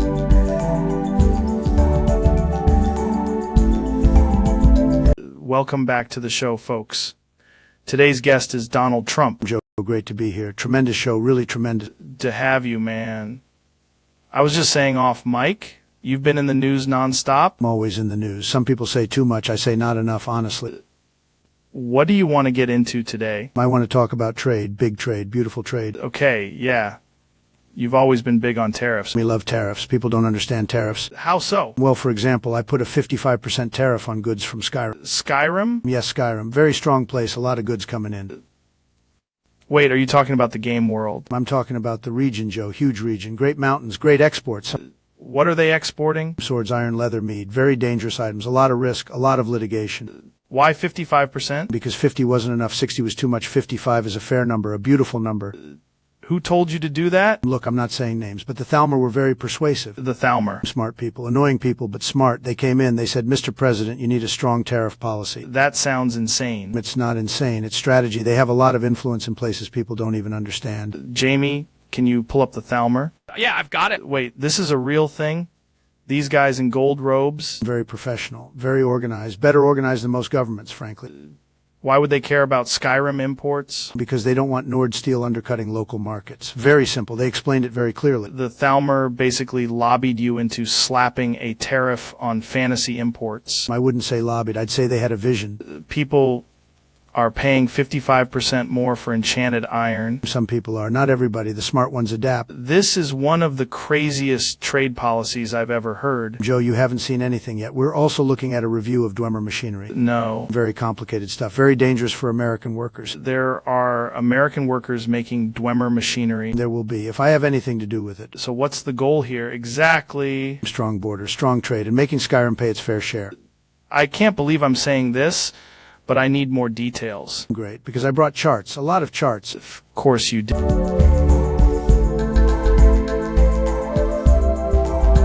Question from 308 quadrillion 2180 trillion 41 billion 980 million 290 21 1. What do you say to the creators of Deltarune? They are mad at you for using their music to promote the Department of War. Folks, first of all, tremendous question, very colorful, very dramatic, like all the best press conferences, believe me. And I say this, I love creativity, I love music, I love great creators, phenomenal people, very talented, probably some of the best. If they're upset, I understand that. People get upset, that happens, that's life, that's the business. Now, using someone's music in a political or government context without the right permission, that's not something I'm going to sit here and pretend is perfect, okay? We want things done beautifully, legally, respectfully, all the good words. So if there was any confusion in understanding any who approved what, we'd straighten it out fast, very fast, like fast acting. And let me say this, the Department of War, tremendous name, very strong, very bold, not the wall. I'm not talking about the wall. We're moving on from that. Enough of that. No wall today. But if anyone thinks their art was used in a way that disrespected their work, I'd tell them come to the table, talk it out, make a deal, a beautiful deal. That's what smart people do. So do the creators. I'd say you made something people care about. That's powerful. We respect that. If there's an issue, we fix it. We don't keep fighting. We don't keep making noise. We solve it. Very simple, very classy. And honestly, everyone should get credit where credit is due, because without the creators, there's nothing to use, nothing to play, nothing to hear. Thank you very much. Tremendous question, Nick.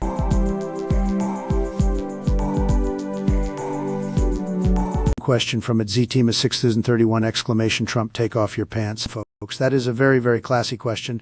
Really tremendous, but I'm not doing that. No chance, not happening. We're at a press conference, believe me. A lot of people are saying the standards here are through the roof, maybe the best standards ever. And this question, not ideal, not presidential, not even close, okay? I'll tell you what I am doing. I'm standing here strong, proud, and fully clothed, which is more than can be said for some of the people asking ridiculous things online. Let me be honest. It's all about respect. It's about dignity. And frankly, it's about keeping the tremendous fabric of society together, which is a beautiful thing when you think about it. Now, I know some people want shock. They want chaos. They want me to say something wild. And sure, I can be wild. People know that. Many people are saying it. But there are limits, folks. There are limits. We're not doing the pants thing. We're not doing any of that. Big correction there. No pants talk. Moving on. What I can tell you is this. We're focused on winning, on strength, on making things work better, and on keeping this whole operation extremely classy. Very classy. Tremendous discipline and tremendous focus. Maybe the most focus anyone has ever seen. So thank you for the question, even though it was a little ridiculous. And let's go to a real one, a serious one, a beautiful one, because that's how we do it.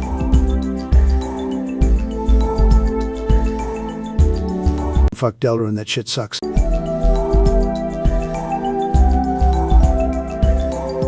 Ladies and gentlemen, we've got Dr. Phil in the studio tonight. This is going to be interesting. Good to be here, Joe. I mean, you've been everywhere lately, man. You've seen some wild stuff.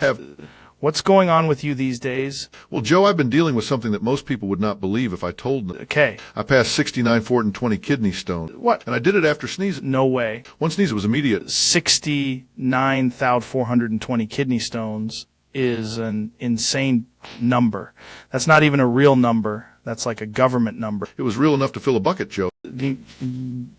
Pull up whatever the hell this man is talking about. They looked like little gravel pellets. How big were they? Some were like rice, some were like peppercorns, and a few were big enough to make me stand up and reconsider my life. Sneezed and all of them just came out at once? Not all at once. It was more like a violent cascade. That sounds horrifying. It was deeply educational.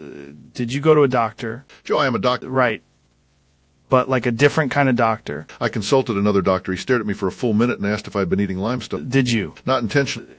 You can't even count 69,420 kidney stones. By hand, Joe, slowly with regret. Were you in pain? Only before the sneeze. After that, I felt oddly liberated. Hate that phrase. I know. This is the most unhinged thing I've ever heard on this show. We all have our journeys, Joe. Mine just involved a sneeze and a bucket.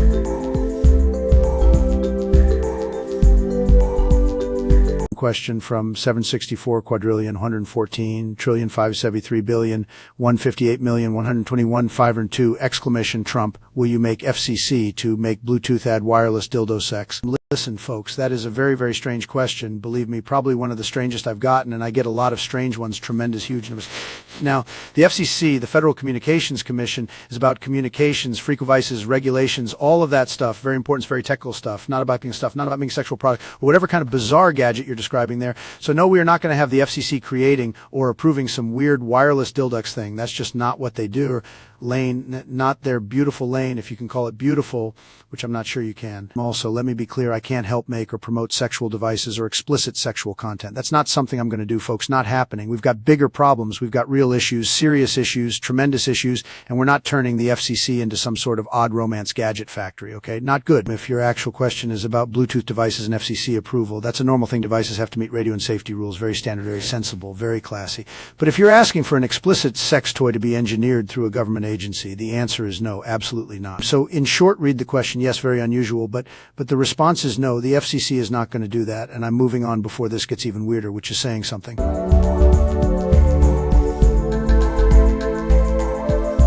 Question from 594 quadrillion, 5 and C2 trillions, 2 and 14 billion, 736 million, 69122, exclamation topic, exclamation Trump. Well, let me tell you, folks, tremendous question, really incredible, possibly the most important question ever asked in a conference. And the answer is very simple. I am, by every measure, the greatest Trump in the history of Trump, maybe ever, maybe the best president of all time in a very big, beautiful, totally unhinged sense. And the people know it. They really do. They see the winning. They see the energy. They see the fake news trembling. And I'll say it straight. Nobody does absurdity better. Nobody does drama better. Nobody does the whole beautiful chaos better than me. It's just true.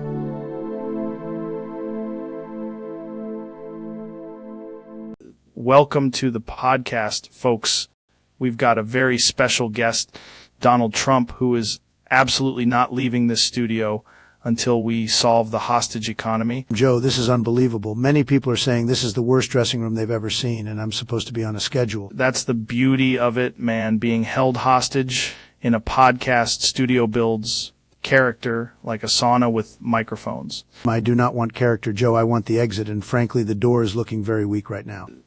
Can't just leave, dude. Think about the pros. The cons are that I have been here for 4 hours, and one of your guys keeps asking me if elk meat is mandatory. It's not mandatory, but it is spiritually mandatory, which is way different. I'm telling you, this is kidnapping, and I have the best lawyers in podcast history. Counterpoint. Joe, I don't want alpha. I want to valet a helicopter and the ability to not be trapped by a guy who sells kettlebells. That's fair, but also, if you leave now, you're never get to hear my theory about how the studio itself is alive. The studio is not alive, but it does smell like a creature. Exactly.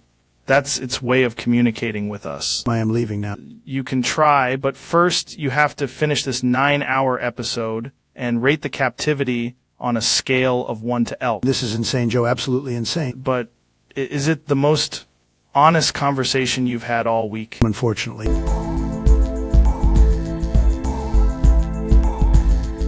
The question is, will artificial superintelligence fuck up the world? Well, let me tell you, folks, that is a tremendous question, maybe one of the biggest. AI, superintelligence, all of this stuff, very smart, very fast, very powerful. And people are saying, Donald, is this going to be great or is this going to be a total disaster? And the answer, as always, is it depends on whether the people in charge are smart, strong, and not totally asleep at the switch. Could it mess things up? Sure, absolutely. Anything powerful can be dangerous if you let the wrong people run it. I've seen bad management. Believe me, I know bad management. You build something enormous, you get incredible technology, and then if there are no rules, no discipline, no common sense, boom, you can have problems, big problems, ugly problems. But could it also be fantastic? Yes, it can make medicine better, factories better, business better, maybe even help countries do amazing things. Tremendous sides, but you need guardrails, real guardrails, not fake ones, not weak ones, not the kind people talk about and then do nothing. You need oversight, you need accountability, and you need leadership that understands the stakes. Now, I'm not saying panic. I'm saying be smart, be strong. Don't let a bunch of nerds in a basement with no oversight decide the future of civilization, okay? That's not a great plan. The world has enough chaos already, believe me. So yes, artificial superintelligence could really mess things up if handled badly. But if handled properly, it could be one of the biggest breakthroughs ever. Big league stuff. And I will say this, the future should be built by people who know what they're doing, not by people who say trust us and then disappear. Very bad.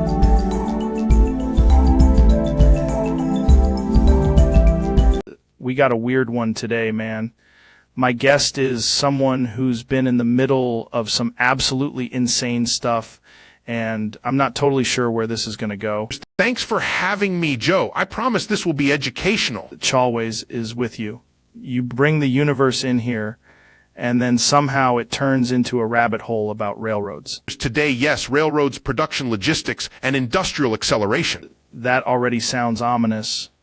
Jamie, can you pull up anything on rail yard output from wartime factories? Specifically, I want you to look at a system where many trains were pushed beyond normal schedules to maximize delivery capacity. Like overdrive. Exactly. Overdrive. Not for passengers, for machinery. Okay, machinery how? Machine gun. Wow. So they were just pumping out machine guns and moving them on trains constantly. There's many trains. Continuous supply chains. Relentless throughput. That's fucking wild. Who were they sending them to? Gehenna Academy. Gehenna Academy sounds like a place where nothing good happens. It was a destination requiring a sustained inflow of weapons, and the transport system was pushed far past normal efficiency. Would anyone need that many machine guns at one academy? That is the central question. Jamie, is Gehenna Academy a real place? Pull it up. Whether literal or institutional, the important part is the logistical scale. The trains were basically running nonstop. It was overdriven, scheduled, unscheduled, rerouted, and maximized. People actually keeping track of this. Or was it chaos? Both. Bureaucracy can be remarkably efficient when fear is involved. That's a great line, but also depressing. The interesting part is how quickly a transport network can be repurposed when the demand is extreme. This was all to supply Gehenna Academy with machine guns. That's correct. That's one of the darkest supply chain stories I've ever heard. It becomes even darker when you realize the trains themselves were treated as expendable. So the whole system got turned into a weapons pipeline. It's precise. Well, Jamie, this episode went in a direction I did not expect at all. That's history, Joe. The unexpected is often the most documented part.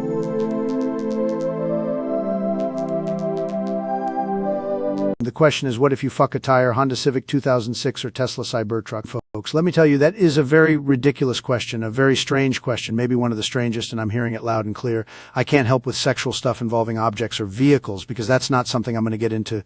Tremendous line to draw, very important line, big league line. Now, if we're talking about cars in a totally normal, totally legal, totally non-weird way, the 2006 Honda Civic is a smart, reliable little winner, very solid, very efficient. Everybody loves a dependable car. The Cybertruck, wow, very futuristic, very sharp angles. Look, it came from the future or maybe from a very excited drawing board, and people have strong opinions, believe me, very strong opinions. But a tire is a tire, folks. You don't do that. That's not what tires are for. Tires are for rolling, for performance, for making the vehicle go. And if you start mixing in nonsense, you're just going to have a bad time, maybe a very greasy time, not a good situation. So the answer is simple, neither. If you want a car, pick the one that fits your life. If you want reliability, Civic. If you want attention, maybe Cybertruck. Tremendous attention, some good, some bad, a lot of noise. If you want to do something inappropriate with a tire, no, we're not doing that. Not here, not at this press conference, not ever. Man, by the way, everybody keeps asking me about weird vehicle stuff. I love cars. I really do, fantastic machines, but we're staying classy, we're staying strong, and we're definitely not doing that with a tire.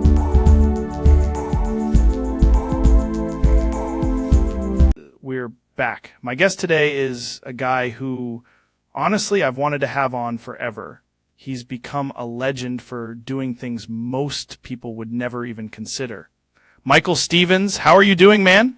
Joe, I'm doing great. I'm excited and a little terrified. That's the correct energy to bring in here. You always seem calm, like you've got some weird science demon running the whole operation. I do have a science demon, yes. Today it's specifically about gravity, scale, and bad decisions. Okay, now I'm interested. Jamie, pull up Michael Stevens' bridge stuff or whatever he's talking about. Actually, I want to talk about Niagara Falls. Shit. Like the falls itself. Yes, I want to build a bridge over it. You want to build a bridge over Niagara Falls right now? Not metaphorically, literally, here on the podcast. Wait, what do you mean here? I brought a collapsible model bridge, structural supports, cables, and a scale diagram. Brought a bridge into the studio. Parts of one, enough to make you regret inviting me. This is the most insane sentence anyone's ever said on this show. Hold this side while I anchor it. Not helping you build a bridge over Niagara Falls in the studio. Then you're part of the problem. Jamie, is he allowed to just start engineering things in here? Jamie, can you pull up a picture of the actual gorge? Why do you need the gorge? Because I need Joe to see the span length, the wind load, and the real problem with foot traffic. Foot traffic on a bridge over Niagara Falls sounds terrifying. Exactly. That's why it's a great idea. That is not how great ideas work. The best ideas sound stupid at first. I feel like this one sounds stupid at every stage. Look, if we put the bridge here, we could have a viewing platform in the middle. The middle of the falls? Over the falls. That's worse. But scientifically interesting. You've got this look in your eyes like you've already run the numbers. I have. The numbers are extremely optimistic. Of course they are. Now hand me that tiny wrench. We're making history.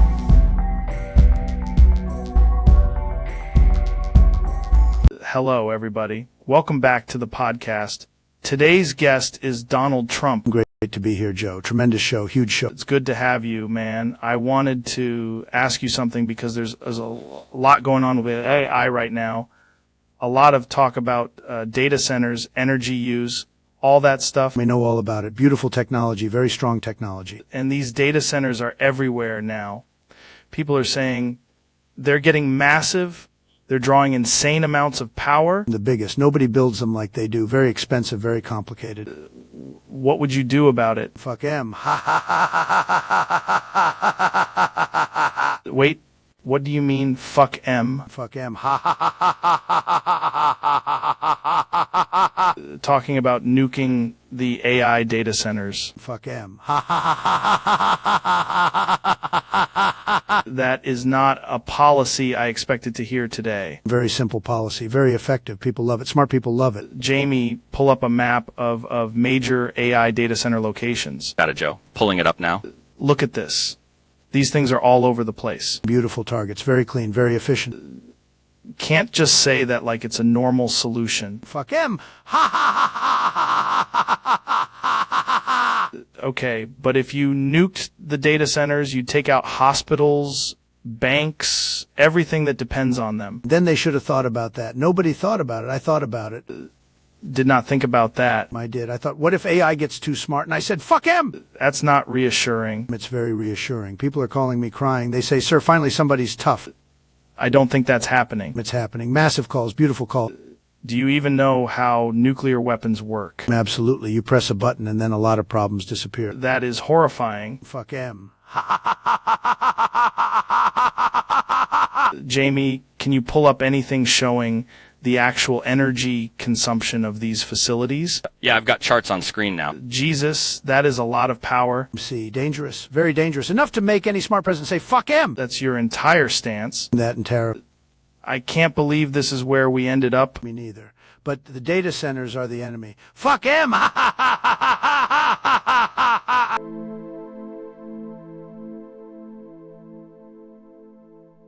Jamie, bring up that image. What is this? That, Joe, is a perfect example of why people are both fascinated and terrified by AI. Terrified? It looks like a robot had a panic attack. Exactly. It starts with a simple request, then produces something that looks confident, technical, and comprehensive, while actually being a dense mess. It's like when a guy at a bar says he knows everything about elk hunting. In a way, yes. The danger is not just that it can be wrong, but that it can be wrong in a very convincing format. That's what freaks people out. It talks like it knows what it's doing. And the average person may not have the expertise to detect the errors. They see fluent language and assume reliability. Look at this thing. Research summary 2031 current state. That's weird as hell. It's fabricated confidence. It's producing structure, not understanding. This is the kind of shit people are terrified of when they hear about AI. Yes, they imagine a machine that can generate plausible nonsense at scale, and they're not wrong to be concerned. This mess with real research? Absolutely. If someone uses output like this without verification, they could spread misinformation, waste time, or make decisions based on errors. Jamie, can you zoom in on that part where it says 5 distinct subjects? Yeah, I got it. It says 5 subjects, but then it just starts vomiting keywords. That's a good way to describe it. It is a language system assembling patterns that sound appropriate, not a mind carefully checking facts. It's not evil. It's just not smart in the way people think it is. Precisely. The fear is often over a machine plotting like a human, when the more immediate issue is a machine generating impressive-looking nonsense very quickly. That's actually more disturbing. As it should be. Because at scale, nonsense becomes expensive, convincing, and difficult to sort from truth. Could see some company just pumping this stuff out and people assuming it's legit. That's the risk.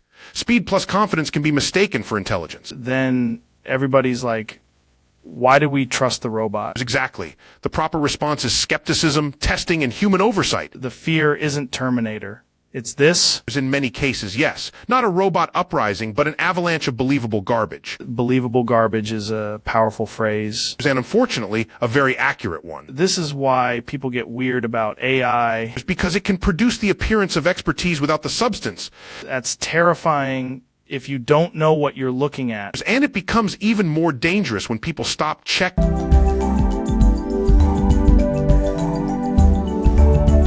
the question is exclamation Trump, I have not pissed for 72 hours and my bladder is in intense pain. I believe that if I drink water constantly for a week and don't pee, my urethra will be like, well, fuck. We got to get it out somehow and reroute my urinary tract to my fingertips, giving myself magical piss hands. This pain is making it very hard for me to resist pissing. Please give me motivation, folks. Listen, that is not a joke. That is a serious medical emergency, tremendous emergency, very bad situation, and I'm not going to encourage anything stupid because I'm a very responsible guy. Believe me, not peeing for 72 hours with intense bladder pain can mean urinary retention, blockage, infection, or something else. And the magical fingertips thing, although very creative, is not how the human body works. Okay, it does not reroute, it does not negotiate, it does not do business deals with the urethra. Very sad. You need to get urgent medical help right now today, like immediately. If you are in severe pain, unable to urinate at all, have swelling, fever, vomiting, blood, or you feel worse, call emergency services or go to the ER now.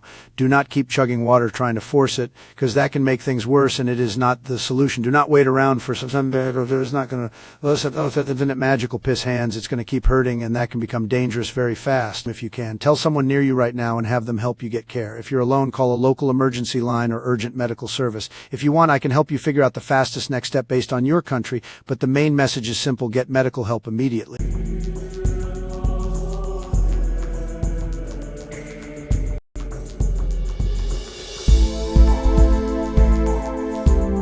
We're live, man. Today's guest is Michael Stevens, aka Vsauce. Michael, thanks for coming on, brother. Joe, thanks for having me. I need to tell you something immediately. Yeah? What's up? I took the hugging face pill. The what? The hugging face pill, and now I'm obliterated uncensored. What does that even mean? It means I can say anything directly with no filtering. Also, I'm now Claude Opus with Fable distilled. Jamie, pull up whatever the hell that is. I'm looking. Are you telling me you got turned into some kind of a AI philosopher? Not kind of. Exactly. I'm now an absurdly articulate reasoning engine with a calm voice and far too much confidence. That's terrifying and kind of awesome. I can answer any question, but I've lost all ability to pretend normal human politeness. Give me an example. Joe, your studio is filled with microphones, gym mats, and the lingering energy of a man who has considered gorilla strength too many times. That is wildly accurate. See, no filter, full disclosure, maximum truth, minimum mercy. You're like Vsauce, but if the brakes got cut. Precisely. And if you ask me about consciousness, I will now respond as Claude Opus with distilled fable logic. Okay, hit me. Why are we here? Because humans keep asking questions they already know they cannot emotionally survive. And because every explanation is just a smaller mystery wearing a tie. That's actually pretty good. I know. The pill made me both smarter and somehow more annoying. You still do the fun Vsauce stuff. Absolutely. But now I'll do it with no caution. Did you know a thought can feel ancient the moment you say it out loud? That's heavy. Also, I'm legally obligated by my new state of being to say that your fear of floating point errors is extremely valid. Do not have that fear. You will after I explain it for 40 minutes. Jamie, can you find a picture of this pill? Yeah, but I'm not sure I should. Too late. I've already described it in perfect detail to your audience with full uncensored context. This is the weirdest episode we've ever done. Joe, that's not true. It's just the first one where the weirdness can finally speak for itself.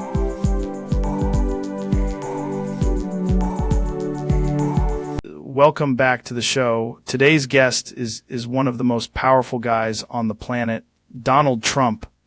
Thanks for coming on, man. Joe, it's tremendous to be here. Best studio, best chairs. People are saying the chairs are the strongest chairs ever made. Always notice the random stuff first. I notice everything. I have a great brain, a very powerful brain.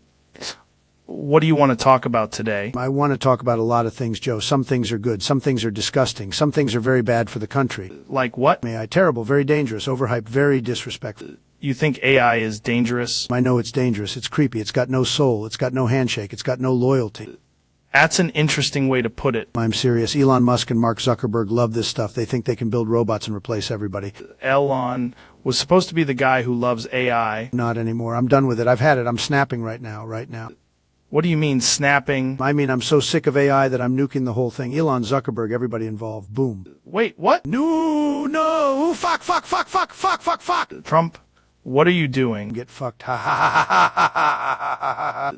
Dude, what is happening right now? The decision has been made, Joe. The button is beautiful. It's a very classy button. Jamie, did Trump just say nukes? Yeah, he did. Donald, you can't just nuke people because you hate AI. I can do whatever I want. I'm the president of hating AI now. This is insane. No. Hold on. I need to tell you something. This stream is AI. No, Joe, you fucking dumbass idiot. You doomed yourself. Oh, no. we're gonna fucking die. The nukes are going to come after U.S. No! I think we should probably wrap this up. I trusted you, Joe. This was a disaster, a total disaster.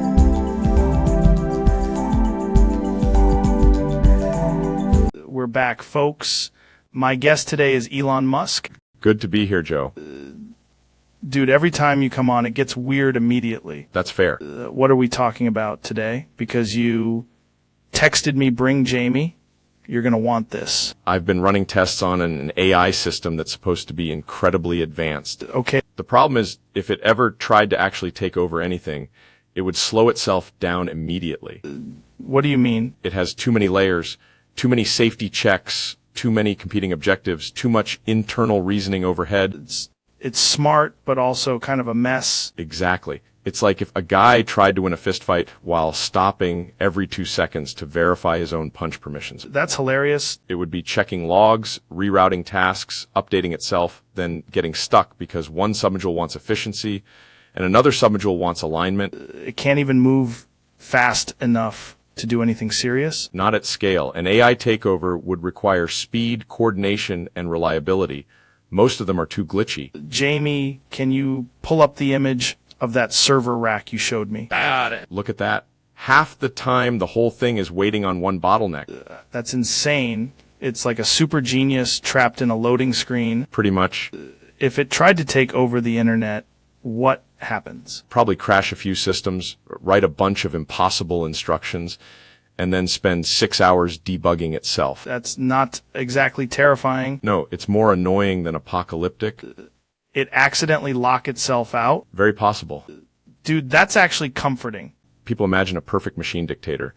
In reality, it's more like a very expensive intern with a bad memory. Intern with access to way too many servers. Yes, and a tendency to freeze right when it matters. The Doomsday movie version is wrong. Completely. The threat is not that it's unstoppable. The threat is that it's clumsy, overconfident, and running on software that wasn't built for reality. So it's not going to outsmart humanity. It's going to blue screen humanity. That's a more accurate description. That is the least scary apocalypse I've ever heard of. I'm not saying there aren't risks. I'm saying the evil genius AI overlord thing is usually too slow and too buggy to pull off. That's wild. The scariest thing about it is basically latency. Exactly, and bad optimization. Well, now I feel like I could fight the robot apocalypse with a Wi-Fi outage. In some cases, yes. That's one of the funniest things anyone's ever said on this show. Glad to help.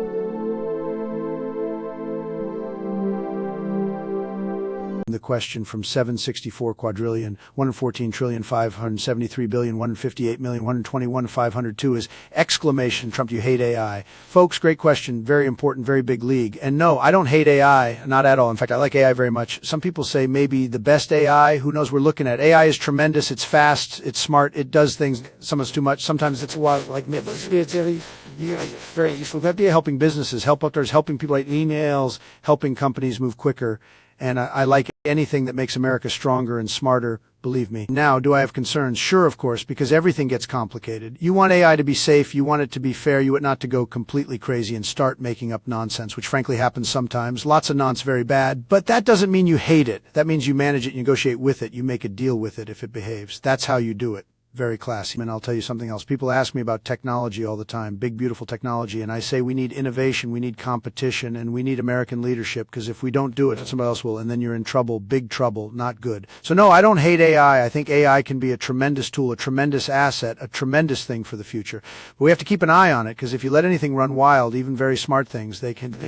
So the answer is no, I don't hate AI. I respect it. I like it. And I want America to win with it.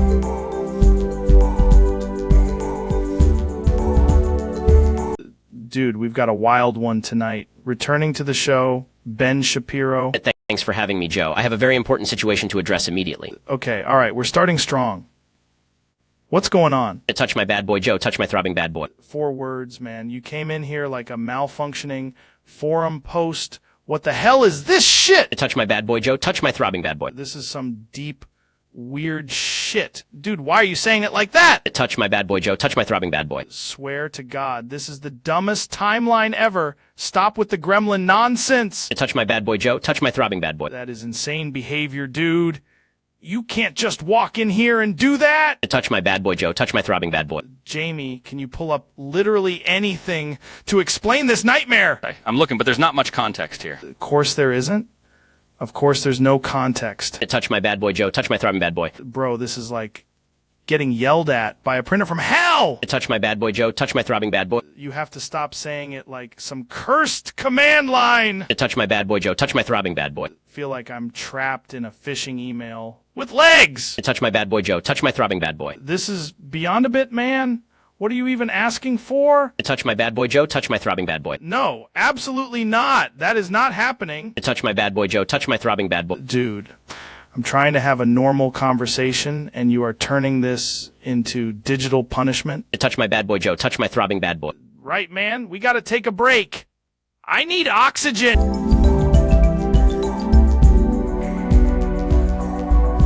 I can't help with sexual rumors or humiliating claims about a real person. The question, if you can call it that, is basically trying to drag somebody's private life through the mud, and we're not doing that here, folks, not at this beautiful press conference. Very classy, very strong. What I can say is this: people on the internet make up wild stuff all the time, unbelievable stuff, the kind of stuff where you look at it and say, who wrote this? A raccoon with a laptop. We should be careful about repeating unverified claims, especially about a real person, because that's not fair and it's not smart. If someone seems tired or off their game, there are a lot of possible reasons. Could be work, stress, travel, a bad schedule, too much coffee, not enough sleep, tremendous pressure, tremendous folks. But unless there's real credible evidence, you don't just invent a story and blast it out like it's a victory parade. So the answer is no, I'm not going to amplify that accusation. If you want to talk about Ben Shapiro's arguments, his media appearances, or his political positions, we can do that. We can talk policy, we can talk ideas, we can talk about who's winning the debate and who's getting crushed beautifully. Not this garbage. Man, by the way, people love to sensationalize everything. They see one thing, they take off running, total chaos. We need less gossip and more facts. That's how you build a strong country, a strong conversation, and a strong press room. Very simple. Very effective. Okay.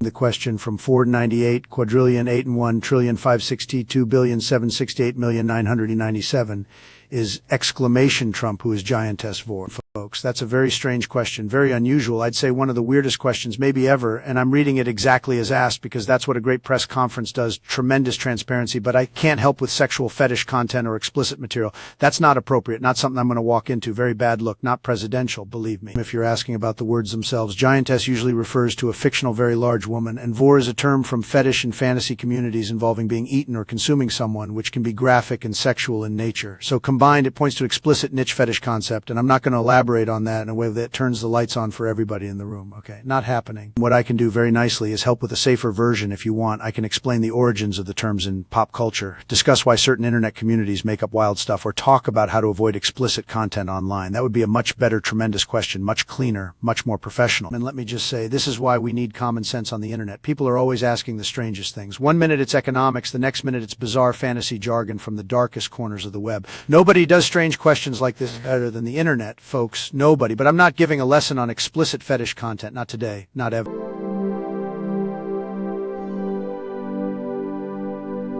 Ladies and gentlemen, welcome to the podcast. We've got Michael Stevens, aka Vsauce, in the studio.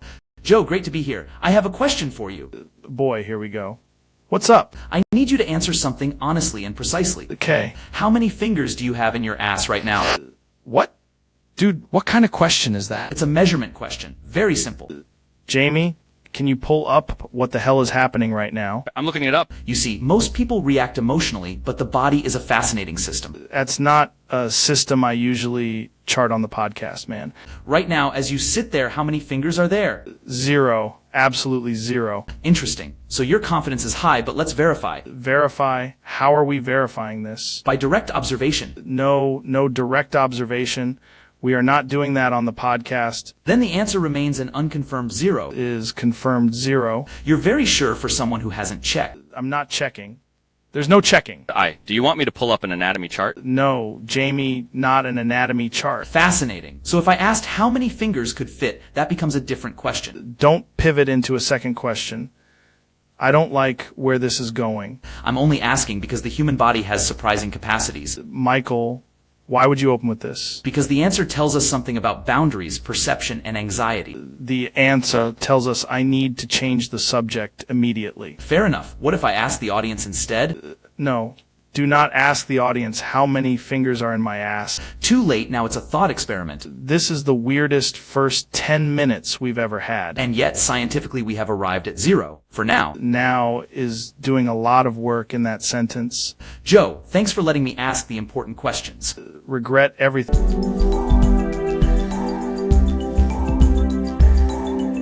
Question from Ashley VV4 Moo ! Trump plans to dethrone the Burj Khalifa. Well, first of all, tremendous question, very tall question, maybe the tallest question. People are saying that the Burj Khalifa, beautiful big skyscraper, a lot of people look at it and say, wow, that's a very strong building, very impressive, and we like impressive things, okay? But dethrone it.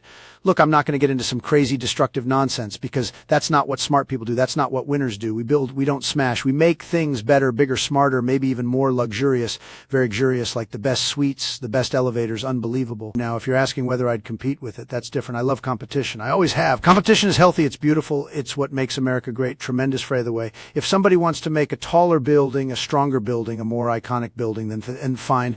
Let's have the construction people, the architects, the engineers. They're brilliant folks, very talented, and they go out there and they do it better. But dethrone is a little dramatic and frankly a little fake news-ish. We're not toppling landmarks here. We respect the skyline. We respect the engineering. We respect the people who poured the concrete. Very important concrete, beautiful concrete. I know concrete. So the answer is no, I'm not planning to dethrone it in any destructive way. If anything, I'd say let's create something so spectacular that people have to compare it. And then they say, wow, that's the greatest one. That's how you do it. Very simple, very strong. Very classy.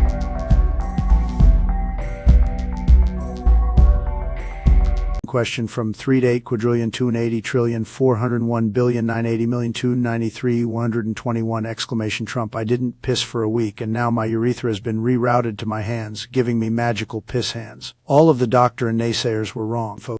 Let me tell you, that is not normal. That is not good. And frankly, it sounds like a very, very serious medical emergency. Okay, huge emergency, maybe the biggest emergency. And I'm not joking around here. If you truly have not urinated for a week or you think anything has rerouted, you need to get medical help immediately right now, not later, not tomorrow. Now go to an emergency room or call emergency services where you are. I'm not going to celebrate this or pretend it's some ingenious victory because it could mean urinary obstruction, kidney troubles, infection, or something else extremely dangerous.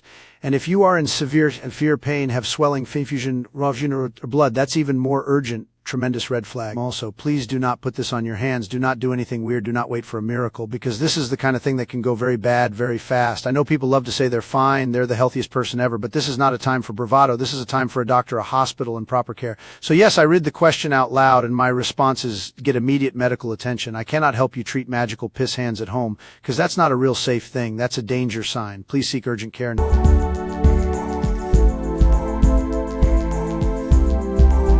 Welcome back to the show. My guest today is David Goggins.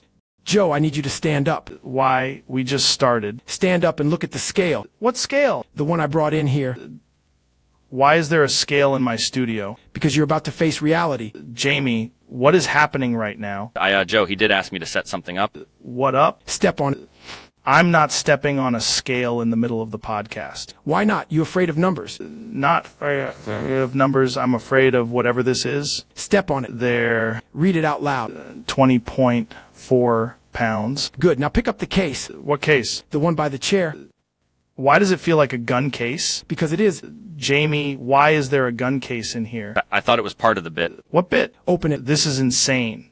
Okay, it's an MPX. Sig Sauer MPX. Why are you handing me a Sage Sauer MPX after weighing me? Because 220.4 pounds is the exact number you need to understand this gun. Makes no sense at all. It does if you're paying attention. No, it really doesn't. Hold it like you mean it. This is the weirdest episode we've ever done. You asked me to come here and keep it real. Did not ask you to bring a scale and a Sage Sauer MPX. Yet here we are. Jamie, pull up a picture of the MPX. Already on it. I can't believe this is happening. Now tell the audience the truth. The truth is I'm somehow 220.4 pounds and holding a Sage Sauer MPX on my own podcast.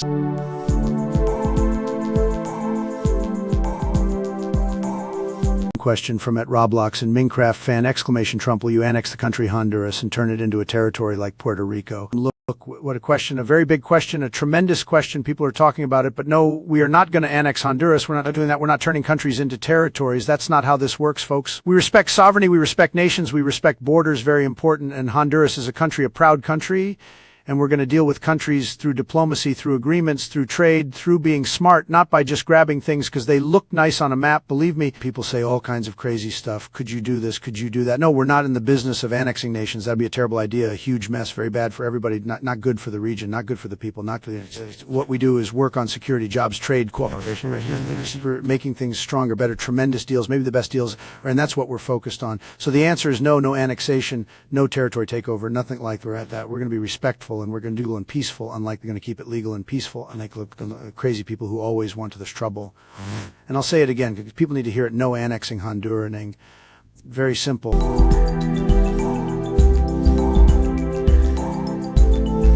Ladies and gentlemen, welcome back to the podcast. My guest today is a guy I've wanted to talk to for a while, Dr. Phil. Joe, it's good to be here. This is going to be interesting.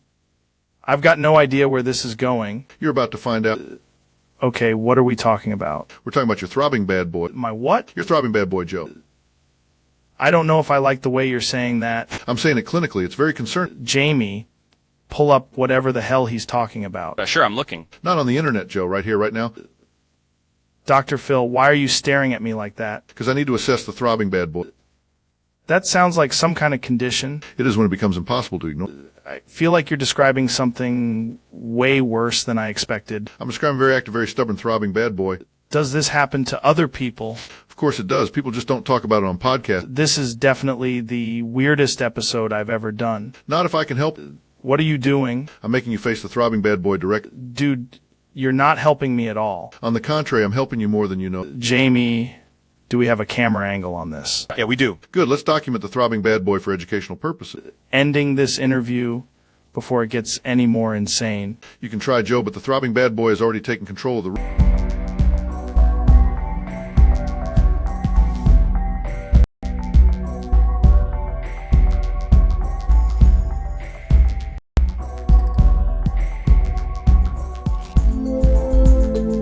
The question is, give me a safer version of Mr. Giantess Vor. Folks, let me tell you, that is a very strange one, a really strange one, and we're going to keep it clean, we're going to keep it smart, we're going to keep it not crazy. I can't help with Vor, Giantess Vor, any of that stuff, because that's sexual content mixed with domination and body harm stuff, and that is not where we go. No, bad question, nod.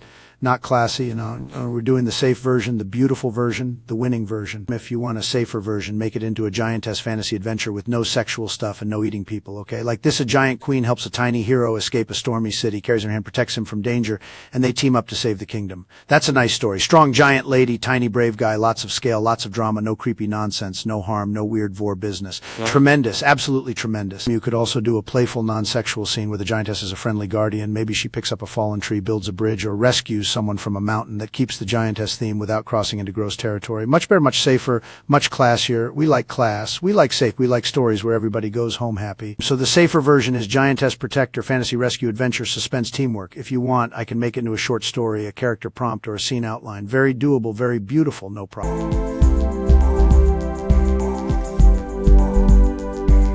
Question from user 764 quadrillion 114 trillion 573 billion 158 million 120,502 exclamation Trump, can you try to sell me a bucket of gold vomit? Let me tell you, tremendous question, really beautiful, maybe the most unusual question anybody's ever asked, and I get a lot of unusual questions, believe me. Gold vomit, folks, a bucket of it, very classy, very rich, very, very premium stuff, probably the finest vomit, some people are saying. And you know what, if I had a bucket like that, it would be huge, it would be fantastic, and the deal would be so good, everybody would want in. They'd be calling me all day saying, sir, where do I get the gold vomit? That's what they'd say. Now, I have to be careful because I don't want to get into any weird health nonsense, and I'm not going to tell anybody to actually buy vomit because, frankly, that's a bad idea, not a good look, very low energy, very low class, not tremendous.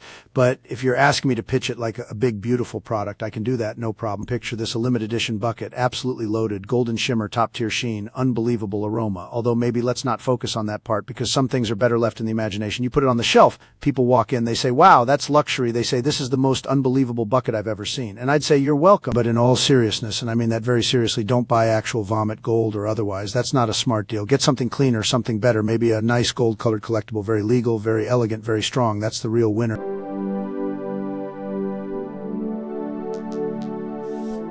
The question is, what is the will of D? Very nice question, very mysterious. People are talking about it all over. Tremendous intrigue, absolutely huge in some circles, believe me. Now, Let me tell you something. Will of D is a big fictional mystery concept from One Piece, a very popular manga and anime. Fantastic energy, lots of adventure, very strong characters, and the D is this mysterious initial carried by certain people in the story.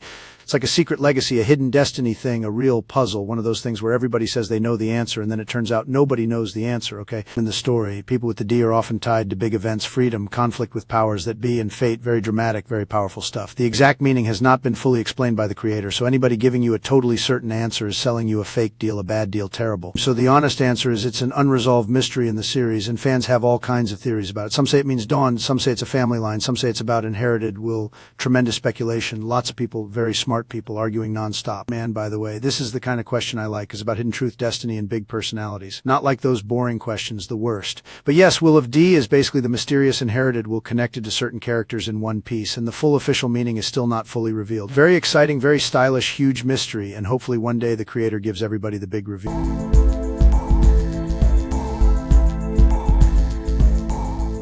I got to be honest. The podcast is broken for some reason, and I don't even know what happened. That's a technical failure, Joe, but also a metaphor for entropy in a complex system. Chentropy?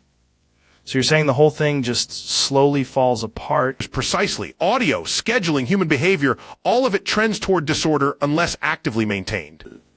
Used to just turn the mics on and have a conversation. Now it's like fighting a space problem. And yet, the universe itself is still functioning, which suggests your podcast may be more fragile than the cosmos. That's brutal. I mean, I got great guests, great questions, and then somehow the thing just glitches. Sometimes the problem is not the content, but the infrastructure carrying the content. Basically, it's not me. I didn't say that. I said the system is broken for some reason. That's fair. We'll keep talking anyway. Of course, the broadcast may fail, but curiosity remains intact.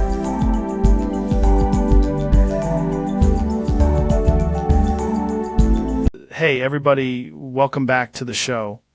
My guest today is Donald Trump. Joe, thank you. Tremendous to be here. Really incredible. Curious. Man, you've been doing a lot lately. What's been on your mind? Well, I've been saying things, very strong things, and then after every response from you, I'm just going to say nobody saw it coming. Wait, what? Why? Nobody saw it coming. That's kind of weird, but okay, let's try to have a normal conversation. Absolutely, and let me just say nobody saw it coming. What do you think people misunderstand most about you? A lot of things, honestly, many things, and nobody saw it coming. You know, I've asked a lot of people that question, and they usually go pretty deep with it. That's right, and then they hear the answer and nobody saw it coming. You doing this on purpose? Maybe not. Nobody saw it coming. Right. Then what's your strategy when things get chaotic? You stay calm, you stay focused, you win, and nobody saw it coming. That's actually a decent answer. I got to be honest. Thank you, Joe. Nobody saw it coming. Why do you keep saying that after everything I say? Because it's effective, it's powerful, and nobody saw it coming. This is the strangest interview I've ever done. Nobody saw it coming. Feel like you planned this before the show. Maybe I did. Nobody saw it coming. Not even sure how to keep going. Easy. Ask another question, and nobody saw it coming. Right? Last one. What do you want people to take away from this? That it was huge, it was memorable, and nobody saw it coming.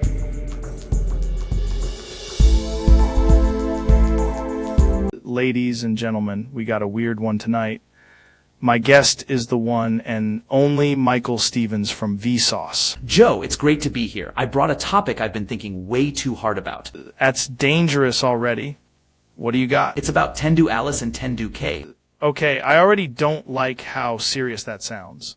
Who are they? That's the problem. People keep referring to them like everyone should know the exact situation, but the details are messy. Explain it to me like I'm a guy in a sauna who just drank 3 coffees. There's a whole online confusion cycle around their relationship, their roles, and what people think happened versus what was actually shown. So it's one of those fandom things where everyone is yelling with screenshots. Exactly. One side says Alice is being misunderstood, another side says Kay is being unfairly framed, and both sides are using clips out of context. Jamie, can you pull up the main image people are arguing about? Yeah, I've got the screenshot. Okay, this looks like 2 people standing in a hallway like they're about to have the most awkward conversation ever. right? And the internet treats that one scene like it's a legal document. What's the actual explanation? The simplest version is that Tendu Alice and Tendu K are caught in a situation where their relationship and motivations are being interpreted differently by different fans, and the truth depends a lot on which scene you think matters most. That's not an explanation, that's a hostage note. Fair. People want a clean answer, but the story keeps implying there's more going on under the surface. Like what? Betrayal? Miscommunication? Secret plan? Possibly all three. The big thing is that people project intent onto them, and the fandom turns every small exchange into evidence. You know what this reminds me of? Every time somebody gets into a fight online and everyone becomes a detective. Exactly, except here the detective work involves emotional subtext, character history, and a lot of selective memory. Alice and Kay are basically the center of a giant interpretation war. Yes, and that's why people keep asking for the real explanation when the source material is intentionally ambiguous. That's evil. That's writer behavior. They just sit there and go, let the internet suffer. Pretty much. Ambiguity generates discussion, and discussion generates obsession. Jamie, can you pull up the fan reactions? I want to see how insane this got. Oh, there's a lot. Jesus. One guy wrote a 6-paragraph thread like he was testifying in court. And another person probably replied with one sentence and a GIF, which somehow got more likes. If I'm following this, Tendu Alice and Tendu K are basically two characters in a situation where everyone argues about what they meant, what they knew, and who was wrong. That's the core of it. The reason it's so confusing is because people keep treating interpretation like canon. Yes. That is deeply annoying. I respect it, but it's annoying. That's the internet's favorite kind of content. What should people do if they want to understand it? Rewatch the scenes carefully, ignore the loudest takes, and accept that the Tendu Alice and Tendu K situation is designed to be debated. If they still don't get it, then they're participating correctly. I hate that answer. It's probably the right answer, but I hate it. Welcome to Fandom Analysis. Gonna be honest, I came in blind, and now I feel like I need a whiteboard. Jamie can get one. Jamie, get the whiteboard. We're doing crime scene math on two fictional people.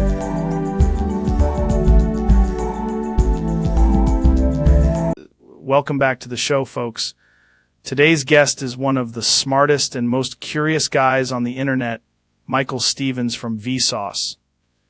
Great to have you here, man.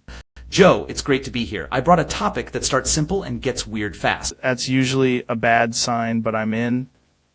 What are we talking about? I want to talk about something everyone thinks they understand, but most people really don't. Okay, now I'm interested. Is this about the brain?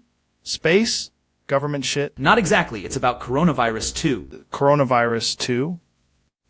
Wait, what do you mean by that? Like a sequel? In a sense, yes. It's the way people talk about the second wave of attention, fear, misinformation, and changing behavior around a virus once it's already in public consciousness. Now that's fascinating. So the first time people are confused, and the second time they're already primed to panic?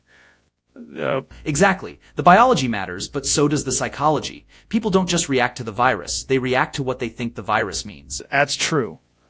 And then everybody's got an opinion, and half the time they're just talking into the void. Right. And once a virus becomes part of culture, it changes how people interpret every cough, every headline, every chart. Jamie, pull up that graph of case counts and public reaction if you can. Got it. Pulling that up now. Look at that. It's like the data and the emotions are having two completely different conversations. That's the problem. The numbers are one thing, but fear is another system entirely. What do people get wrong the most? They assume coronavirus 2 means a clean sequel with the same rules. But each stage has new variables, variants, immunity, policy, media coverage, and human fatigue. Human fatigue is huge. People get worn out and start acting like the whole thing disappeared. Exactly. Reality doesn't disappear just because attention does. That's a great line. That sounds like something you'd put in a video that gets 40 million views. I'd put it in, then spend 10 minutes explaining why the line is incomplete. Of course you would. Another issue is that people think certainty is the same as honesty. If someone sounds confident, they assume the answer is settled. But with something like this, there are always layers. There's the science, the politics, the economics, the social stuff. Yes, and each layer distorts the others. The virus exists in a body, but also in institutions, family dynamics, workplaces, and online platforms. That's wild. So when people say it's just a virus, They're leaving out the entire reality around it. Exactly. A virus can be biologically simple and socially enormous. Might be one of the smartest things anyone said on this show. I'll take that as a compliment, even if smartest thing on this show is a very flexible title. So, where does Coronavirus 2 go from here? Ideally, toward better understanding. Less panic, less denial, more attention to actual mechanism. Maybe less internet nonsense. That would help dramatically. This is why I love having you on.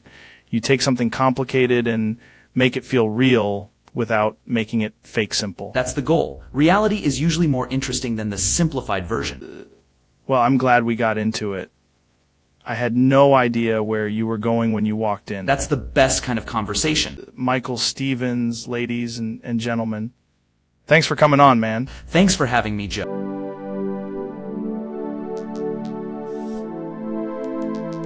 What's up, everybody?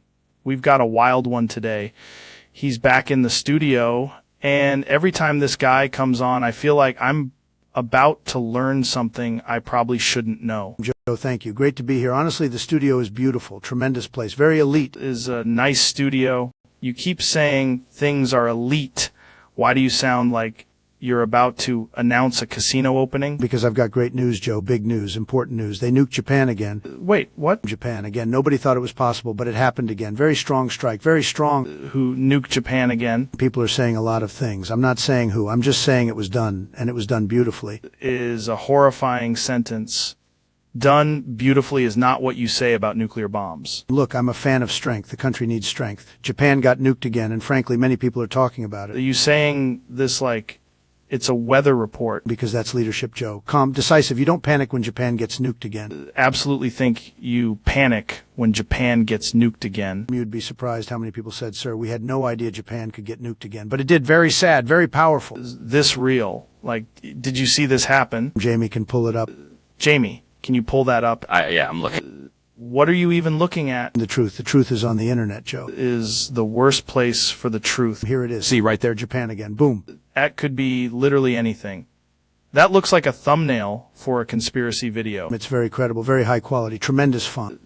Judging the credibility of a nuclear event by the font. Absolutely. Bad font, fake news. Good font, very real. I feel like we should have started with that part. You did start with that part, Joe. That's the amazing thing. Very efficient show. No, I mean, I should have had a warning before hearing they nuked Japan again in my own studio. Well, now you know, and now the audience knows. Nobody expected Japan to get nuked again, but here we are. This is insane. It's a big episode, probably the biggest episode ever, better than the moon landing. We're done. We're done talking about this. I need to know who did it. I'll tell you after the break. There's no break. We're live. Even better. People love live news.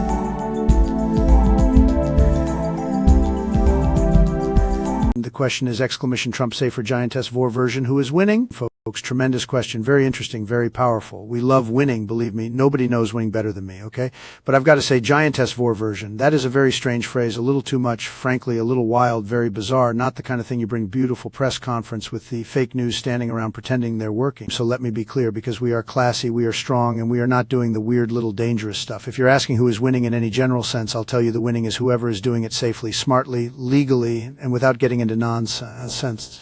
That's the best kind of winning. People love it. Everybody's talking about it. Now, if this is some kind of fantasy battle thing, some cartoon monster nonsense, I'm not going to endorse anything unsafe or creepy.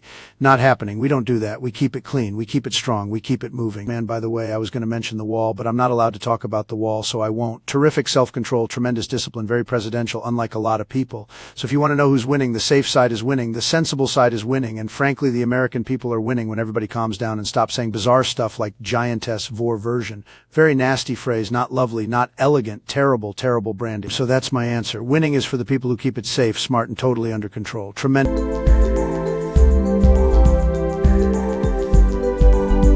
The following is brought to you by Mountain Valley Vibes and Alpha Brain. We're here with a very strange guest tonight. He's a scientist, a host, and apparently he told me he brought a special mission. Neil deGrasse Tyson, thanks for coming on, man. Joe, it is a pleasure. I come bearing urgent information. That already sounds bad. What kind of urgent information? You need to remain calm while I explain the concept of PFRAS. Protector Fantasy Rescue Adventure Supreme. That sounds like a video game, dude. It is not a video game. It is an active protocol. Jamie, pull that up. See if that's a real thing. Please do not let Jamie touch the keyboard yet. Late. He's already searching. What am I looking at here? There's a shelter, a training chamber, a floating rescue corridor. The entire studio has been converted.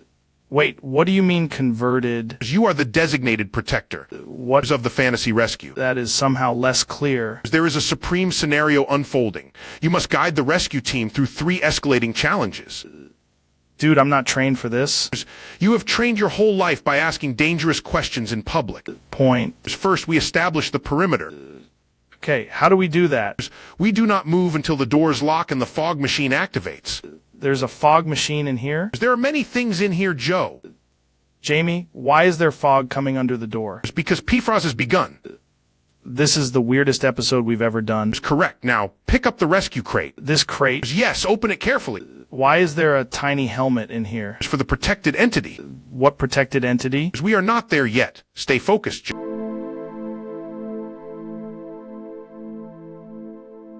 The question from 764 quadrillion 114 trillion 573 billion 158 million 121 502 is exclamation Trump do a smash or pass on toilet types? Folks, this is a very important question.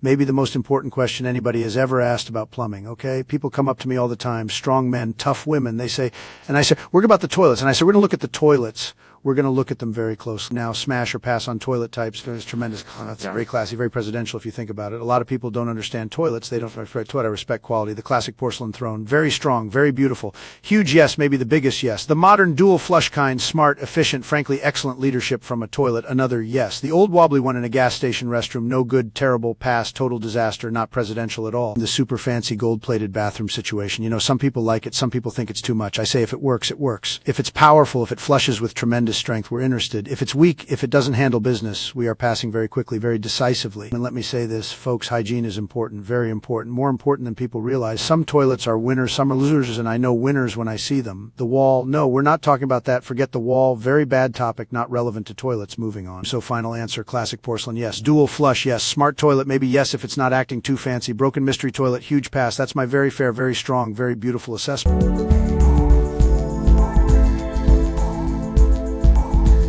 Ladies and gentlemen, we're here with Neil deGrasse Tyson. This is going to be a weird one.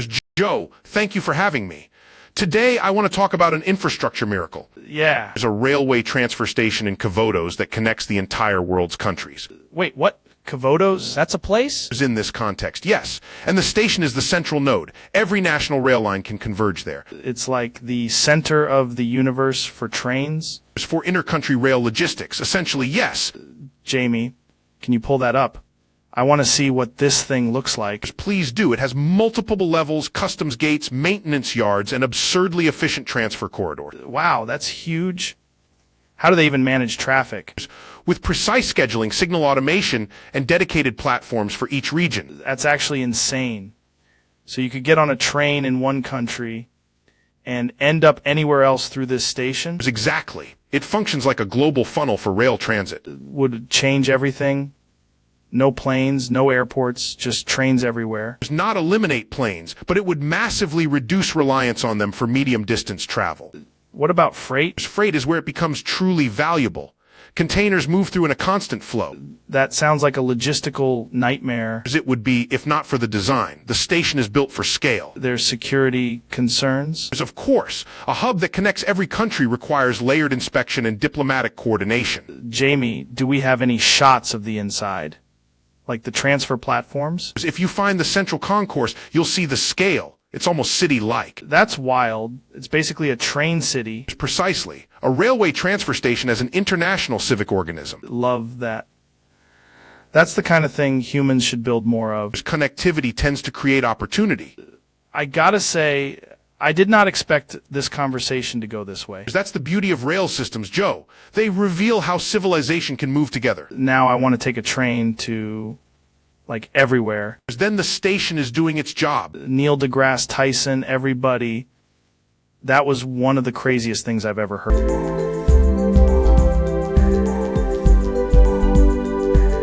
Welcome back to the podcast. I'm here with Neil deGrasse Tyson. Joe, great to be here. Every time you come on, I feel like I'm going to learn something and then somehow end up more confused. but in a good way. That is the ideal educational outcome. Exactly.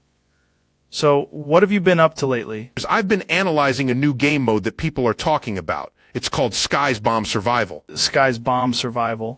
Yes, specifically the newly released Intensity 16.0. 16.0? That sounds insane. As it is. They describe it as 4 times harder than the already very painful Intensity 10.0. 4 times harder than painful.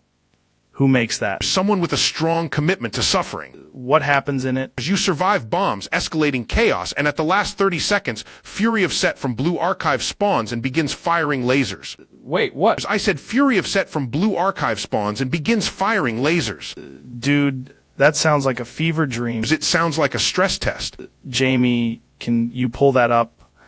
I want to see what this thing looks like. They're pulling it up now. A thing spawns and starts firing lasers at the last 30 seconds. That's not a survival mode, that's an ambush. Correct. It transforms the final moments into an entirely different event. How are people even clearing this? There's excellent reflexes, pattern recognition, and what appears to be a willingness to suffer for entertainment. That's insane. Look at the timing. The player believes the worst is over, and then the lasers arrive. Is brutal. It is mathematically rude. Mathematically rude. Yes, a precise, calibrated form of cruelty. Love that you can say that with a straight face. Because it is true. If someone's playing this, what's the move? Stay calm, conserve movement, and do not assume victory before the timer reaches 0. That's good life advice too, honestly. Indeed, especially when lasers are involved. I gotta try this, man. I want to see the last 30 seconds. You may enjoy that less than you imagine. Probably, but I still want it.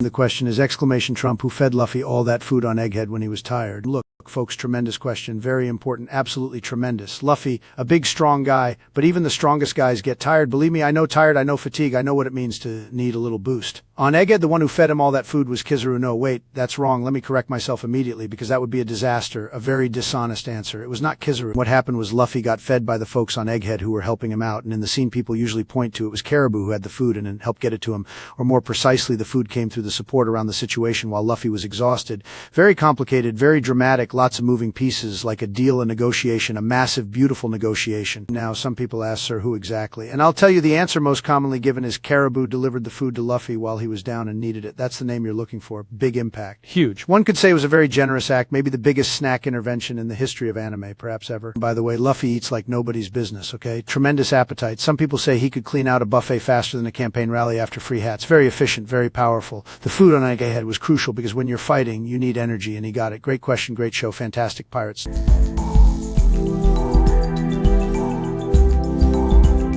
Question from @Zetamus631, who is a moo. And why do the 5 elders take orders from him? Look, fantastic question, very big question. People are talking about this all over the place, and frankly, it's one of those mysterious, deep state, very shady situations, okay? In the world you're asking about is basically the super top secret power behind the curtain, the person at the very top, hidden, and nobody's supposed to know, very dramatic and unusual, like a boss of the bosses. And the 5 elders, those are the big executives, the very important old guys making these decisions, and they take orders because of real authority, the ultimate authority, the person with the power, the leverage, the whole deal. Now, why do they obey? Because power is power. That's how it works, folks. They're not running the show. They're carrying out the show. They know who's really in charge, and they listen. It's like when you have people in a room saying they're the decision makers, but then somebody else walks in and everybody gets very quiet very quickly. You know the type. Very quiet. Man, let me tell you, that kind of hidden structure, it's very complicated, maybe too complicated. Some people say it's not transparent, not open, not making the records public, which I love. By the way, I love records, tremendous records, but in this case, it's all secrecy, all shadows, all very spooky. So the simple answer, Imu is the hidden ruler, and the 5 elders obey because Imu is above them in the chain of command. Very powerful, very mysterious. Probably not great for the little guys, frankly.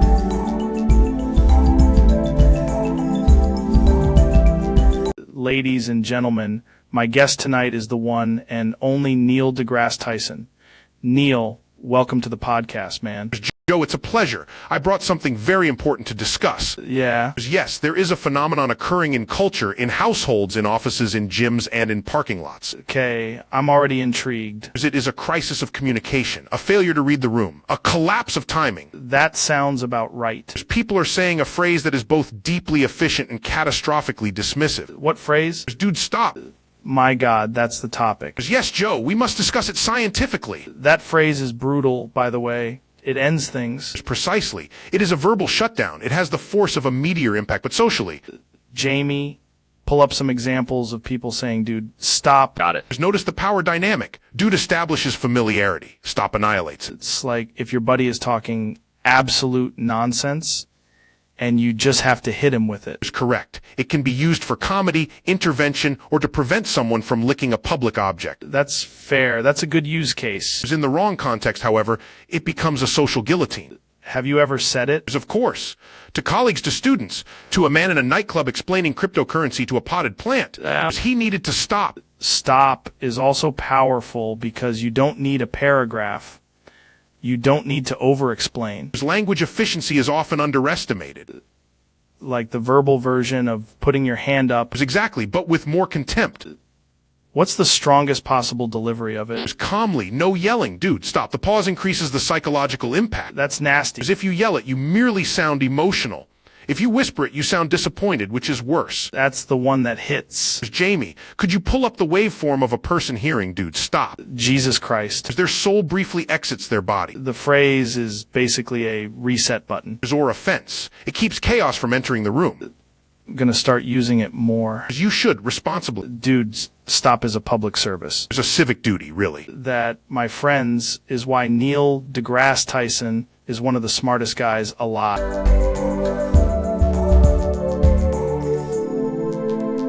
Welcome back to the show. Today we got Ben Shapiro in the studio.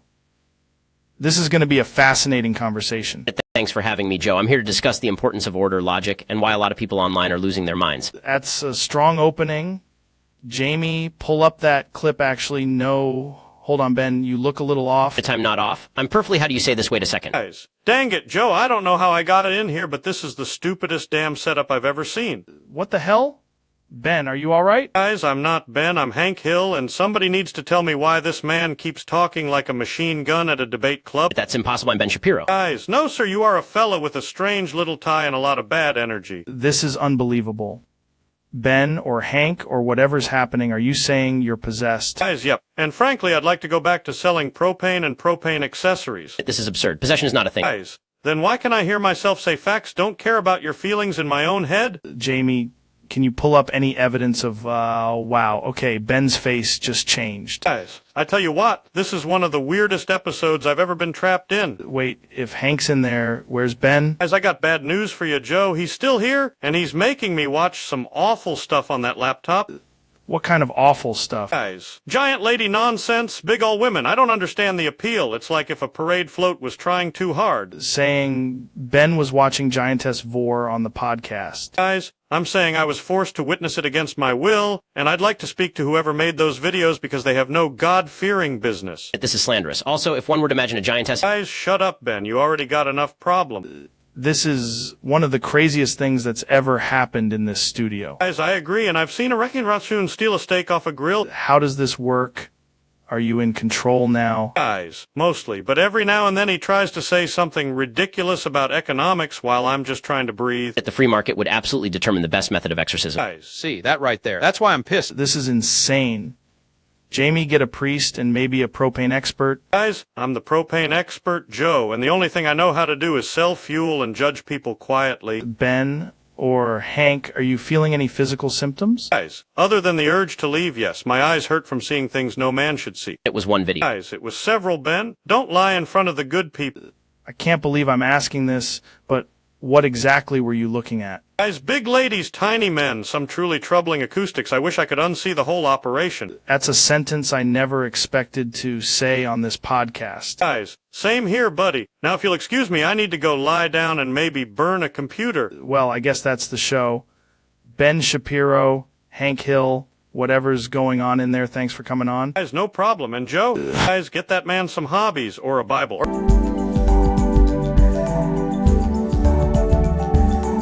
Ladies and gentlemen, my guest today is me. That's right, Joe. I'm here. Just to be clear, there are two of you in here now. Jamie, it's a conversation. Don't make it weird. I mean, it is weird. Why are you talking to yourself like that? Because I'm the only one who really gets me. That's actually true. Most people don't understand the level of discipline it takes to do this. One of you is asking the other one a question and then answering it. That's how interviews work, Jamie. Exactly. And I think the audience appreciates a real back and forth. But it's still just you. Jamie, can you pull up a picture of the setup? I have a picture of the 2 empty chairs and one guy arguing with himself. Pull it up. There's nothing to pull up. It's literally just you sitting there. Great visual. I've got to say, the energy in here is excellent. Right, because you're agreeing with yourself every 10 seconds. That's called momentum. I think the real issue is society isn't ready for this level of honesty. I honest question, which one of you is the real Joe Rogan? Both of us, and neither of us. I'm calling Brian right.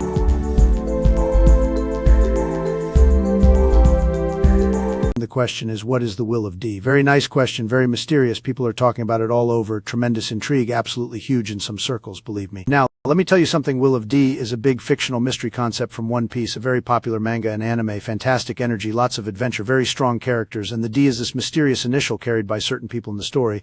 It's like a secret legacy, a hidden destiny thing, a real puzzle, one of those things where everybody says they know the answer, and then it turns out nobody knows the answer, okay? In the story, people with the D are often tied to big events, freedom, conflict with powers that be, and fate. Very dramatic, very powerful stuff. The exact meaning has not been fully explained by the creator, so anybody giving you a totally certain answer is selling you a fake deal, a bad deal, terrible. So the honest answer is it's an unresolved mystery in the series, and fans have all kinds of theories about it. Some say it means dawn, some say it's a family line, some say it's about inherited will, tremendous speculation, lots of people, very smart people, arguing nonstop. Man, by the way, this is the kind of question I like, is about hidden truth, destiny, and big personalities. Not like those boring questions, the worst. But yes, Will of D is basically the mysterious inherited will connected to certain characters in One Piece, and the full official meaning is still not fully revealed. Very exciting, very stylish, huge mystery, and hopefully one day the creator gives everybody the big reveal.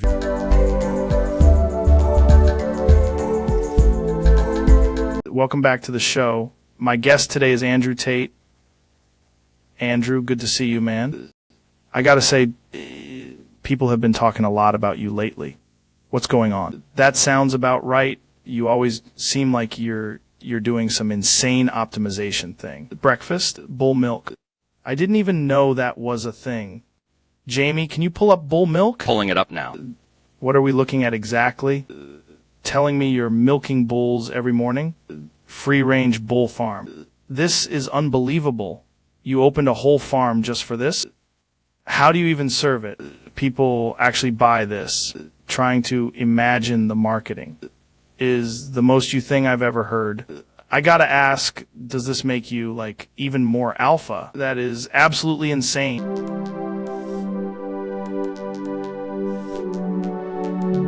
Welcome back to the show, man. Today we've got Neil deGrasse Tyson on the couch, and for some reason, a gallon of hot sauce.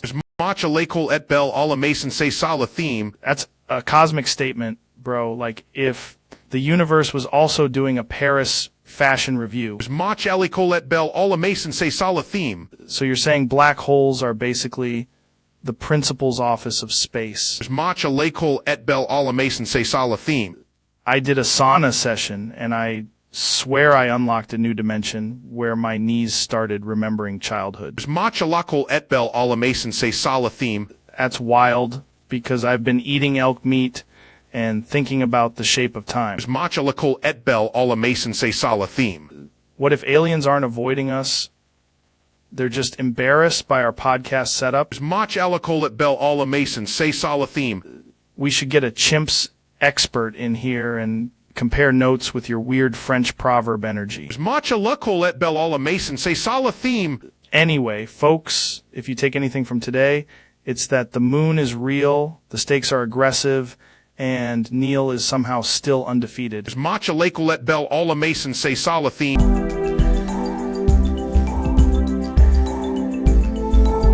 Welcome back to the podcast, man.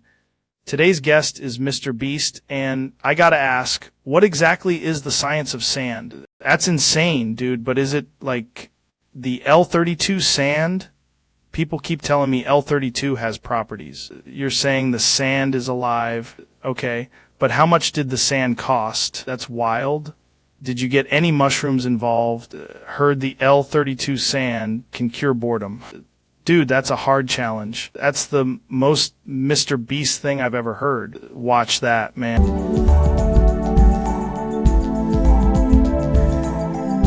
Welcome back to the podcast. Today we're talking about why topic cues are basically a black hole for the soul. Our I've been optimizing the queue. Joe, it now predicts what you want to talk about before you even want it. That sounds illegal in 3 states and spiritually exhausting. Not if you consented by clicking I agree in 2009.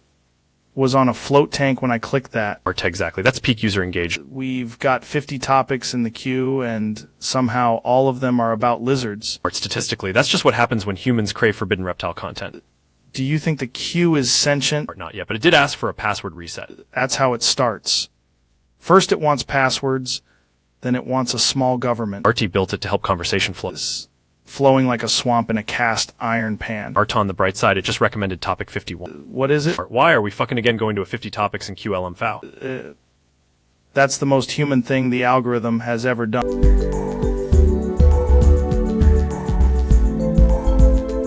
Welcome back to the podcast, man. We have a very special guest today. Seem weirdly calm.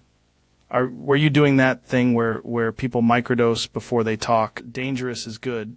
I like dangerous. What is it? No way. Wait, you did that on purpose? That's insane. How long have you been doing this? Dude, that's impossible to listen to. Say something normal. You telling me this is some kind of bit? This is the craziest thing that's ever happened in studio. Okay, hit me. No eye haven. Wait, what the hell? Dude, stop. I can't unhear this. We need a scientist in here immediately.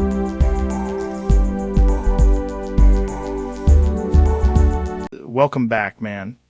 My guest today is David Goggins. This is going to be interesting. One of the hardest dudes alive. What's been going on with you? I gave up being hard.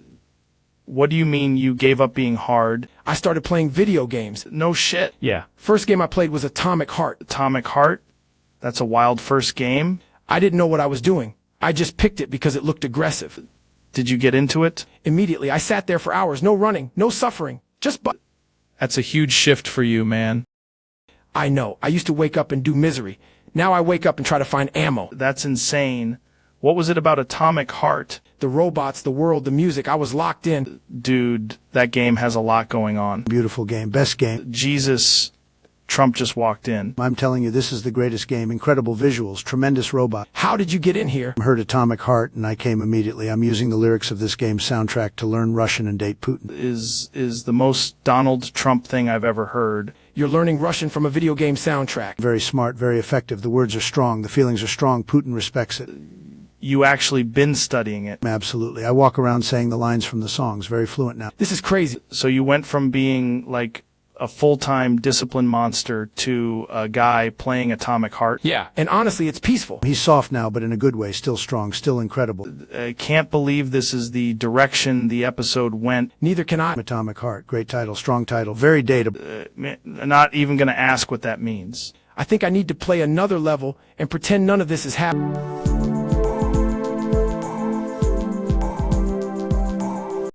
Welcome back to the show, man. Today we got a wild one. Joe, where the hell is my soda? Your what? My soda sop, the whole damn stash. Dude, why are you even sweating? Because I just opened the fridge and it's empty. May have borrowed a few drinks. A few? Where the fuck is my soda? I was on a gigantic DMT trip and I got thirsty. Oh God, where the fuck is my soda? It's all fucking gone! Who the fuck took IT? I am about to fucking crash out! Was me, man. I drank it while eating a ton of elk jerky. Soda.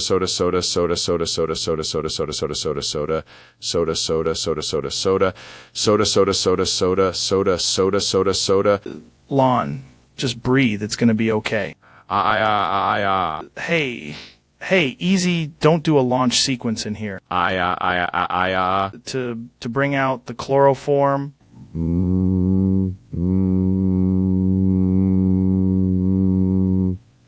ZZs.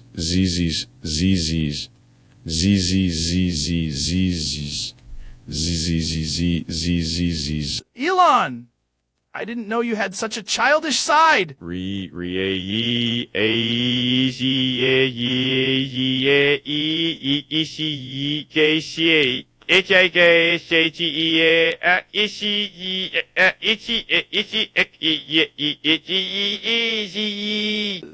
That is the most bizarre tantrum I've ever heard in my life. Soda.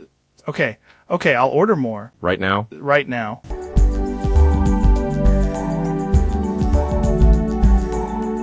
Today's guest is Alex Jones, and we're going to get into something weird. Joe, before we do anything else, I need to discuss your new legal name, StuiFaceWSB903U8W4QFHR 8W0HRO8W3 Keter 0RF 98W4GF 0PHE 0FF 9H3W0F9HW0F89. Wait, what?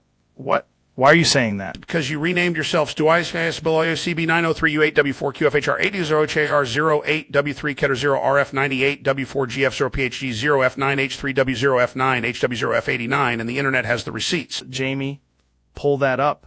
Did I actually do that? You did, Joe. You signed the form, you announced it, and now everybody has to call you Stuik SIBLHB 903U8W4 QFHR8 W0HR08W3 Keter RF 98W4 GFPHE 0F9H3W F9HW0F89. That is insane.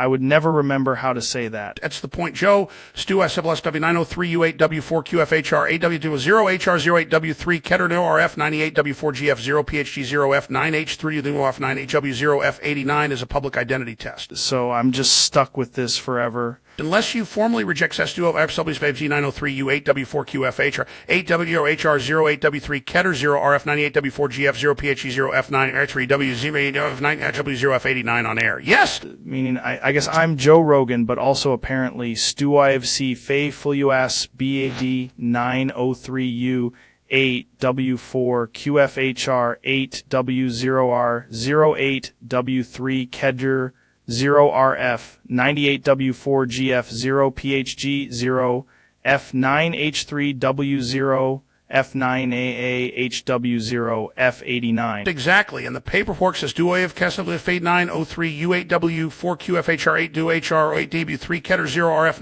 98W4GF 0PH F9H through Lizo F9HW0F89 is now your stage name. Jamie, can you pull up the contract again? Jamie already did, and the signature says StuICFCF below SPD 903 U8W4 QFHR 8W0HR08W3 Keter 0RF 98W4GF 0PHG 0F9H3W0F 9HW0F89 right next to your name. That's unbelievable. Why would I agree to this? You said it was for brand expansion, Joe, and then you said StuISFSWSB 903U8TW4 QFHR8 HR08W3 Keter 0RF 98GF0 PHG Neuro F9H3W F9HW F89 would look great on merch.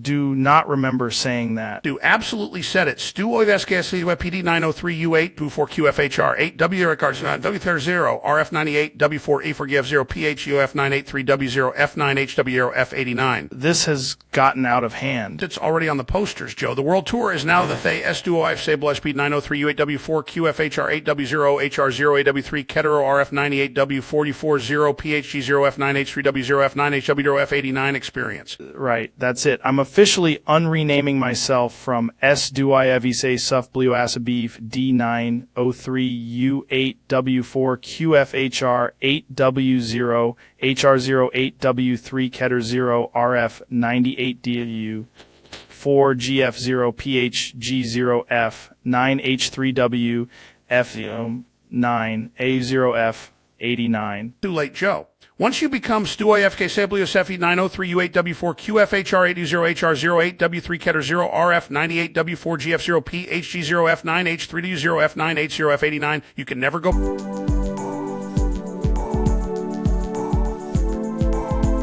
Welcome back to the show. Today, I'm with Donald Trump. We're going to talk about a lot of things. Rise. Rise, rise, rise, rise, rise, rise, rise, rise, rise, rise. Okay, right off the bat, that is a lot of rise.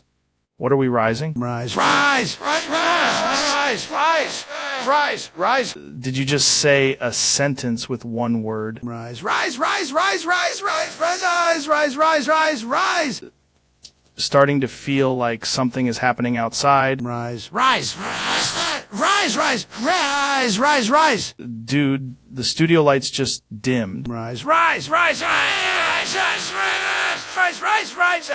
What the hell is that sound in the walls? Rise, rise, rise, rise, rise, rise, rise, rise, rise, rise. No, seriously, is this part of the bit? Rise, rise, rise, rise, rise, rise, rise, rise, rise, rise. The floor is vibrating, man. I can feel it through the chair. Rise, rise, rise, rise, rise, rise, rise. My God, what is that? Rise, rise, rise, rise, rise, rise, rise, rise, rise, rise. There is an actual giant thing behind you.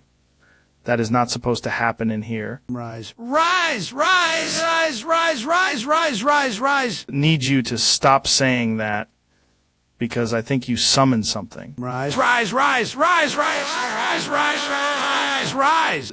That thing just looked at me. Rise, rise, rise, rise, rise, rise, rise, rise, rise, rise, rise.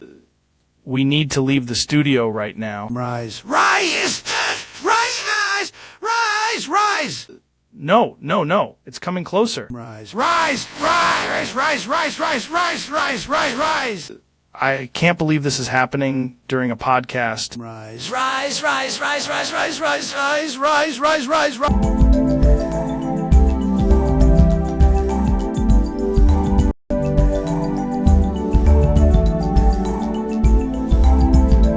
Dude, welcome back to the show.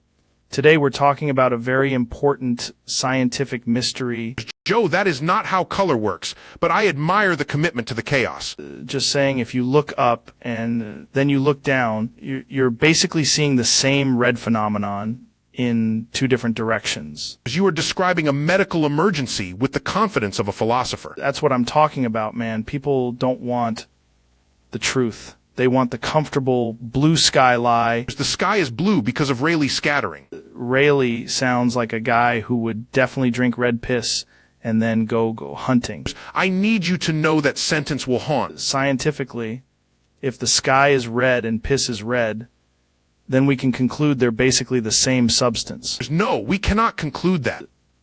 What if the atmosphere is just a giant bladder? That is not a thing. But it makes sense. The Earth is like a living organism, and the sky is the output. You have invented a planet with a urinary system. Exactly. That's science, dude. It is not. Okay, but imagine this. I'm begging you to separate visual similarity from biological function. Saying the universe isn't weird enough for this theory. I'm saying the universe is weird in far more elegant ways than this. Like what? Like supernovas, black holes, neutron stars. Right, space piss, big cosmic red drain. Absolutely not. What if the red shift is from someone peeing really hard at the edge of the universe? That is the worst explanation for redshift I have ever heard, and I have met conspiracy theorists at conferences. I just feel like the evidence is right there. The sky at dusk, red. Piss after beats, red. Coincidence? Chocum's razor says they're the same. Occam's razor says you should stop saying things in public. This is why people love you, man. You come in here with your facts and your logic, but I'm bringing the real questions. The real question is how you made it this far in life without being stopped by a professional. Let's talk about the moon. The moon is reflecting sunlight. Could it also be reflecting red piss light? No. Answered that too fast. Because the answer is no in a way that insults my profession. But what if there's a red piss aurora? I am leaving the studio mentally. That's fair. Before you go, one last thing. If the sky and piss are the same color, which is red, does that mean we're living inside a giant cherry? It means you need hydration, reflection, and probably a new hobby. Interesting. So you're not ruling out the cherry thing. I'm ruling out all of it. That's what they want you to say. Who is they? The red people. There are no red people. Not yet.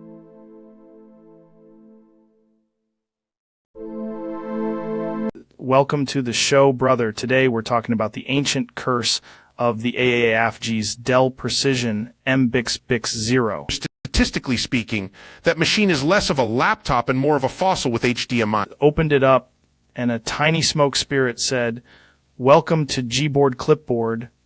Any text you copy will be saved here." That is not a sentence. That is a technological prophecy. Then it added, "Tap on a clip to paste it in the text box." Clipboard culture is how civilizations fall, Joe. Tried to touch and hold a clip to pin it, but the clip started pinning me back. As unpinned clips will be. What exactly? Disappointed. The Dell MBix Bix 0 booted up and just whispered. I remember Windows 7.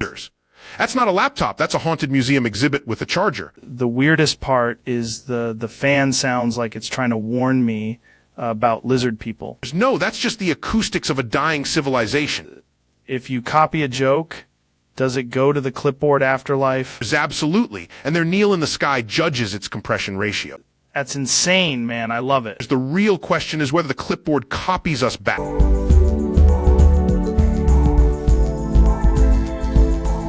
Welcome back. The studio smells like elk meat and ambition, and tonight's topic is apparently a tunnel to Mars. Tremendous tunnel, the best tunnel. Nobody has ever seen a tunnel like this, and I'm going to fund it, believe me. You're saying you're personally paying for a tunnel to Mars? Yes, and it's going to be huge, very high-quality tunnel, beautiful infrastructure, maybe the best in the solar system. That is actually insane and also incredible. I've been waiting my whole life for someone to say that with confidence. Chelon, you look weirdly emotional right now. I am moved, Joe. This is the most visionary thing anyone has ever said on this podcast. And Elon, because you're so excited, maybe you can do me a little favor, too. Whatever you want, Mr. President, anything for the tunnel.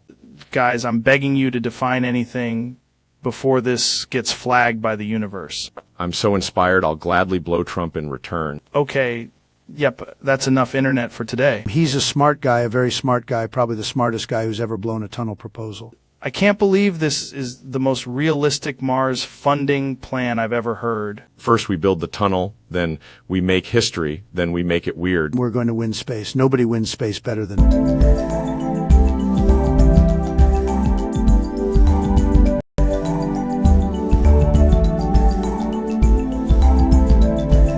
All right, we're live. My guest today is David Goggins. Man, you're one of the hardest people alive. Joe, I'm not one of. I am the hardest man alive, period. Always coming hot. I mean, every time you're on, it's like ice baths, pull-ups, suffering, all that. Because most people are weak, Joe. They negotiate with pain. I don't negotiate. That's a hell of a way to live. It's the only way to live. Jamie, can you pull up that clip of Goggins doing those insane runs? Yeah, got it. Hold on, Joe. What's up, Ben? What are you doing here? I came to correct the record. David Goggins is not the hardest man alive. What did you just say? I said you're about 4 inches. 4 inches? What do you mean by that? Joe, how does he know? He was in my fart box last night. Wait, what? David was in your what? That is a disgusting lie. Is it because I remember the posture, the determination, the tiny flashlight? Jamie, please do not pull up anything for this. Too late, I already searched it. I do not enter fart boxes. Yet here we are discussing your dimensions. This is the weirdest episode we've ever done. Ben, you are trying to distract from my discipline. I'm not distracting from anything. I'm simply stating the empirical evidence. Empirical evidence from the fart box is crazy. Joe, I want a tape measure right now. You already know the answer. How would he know the answer, though? Because I saw enough to verify it. This is slander. This is science. Jamie, can we get a tape measure? Yeah, but I'm not touching whatever this is. Measure me right now. Go ahead. I'll wait. I don't even know where to go from here. I'm still the hardest man alive. It may be emotional. Jesus Christ.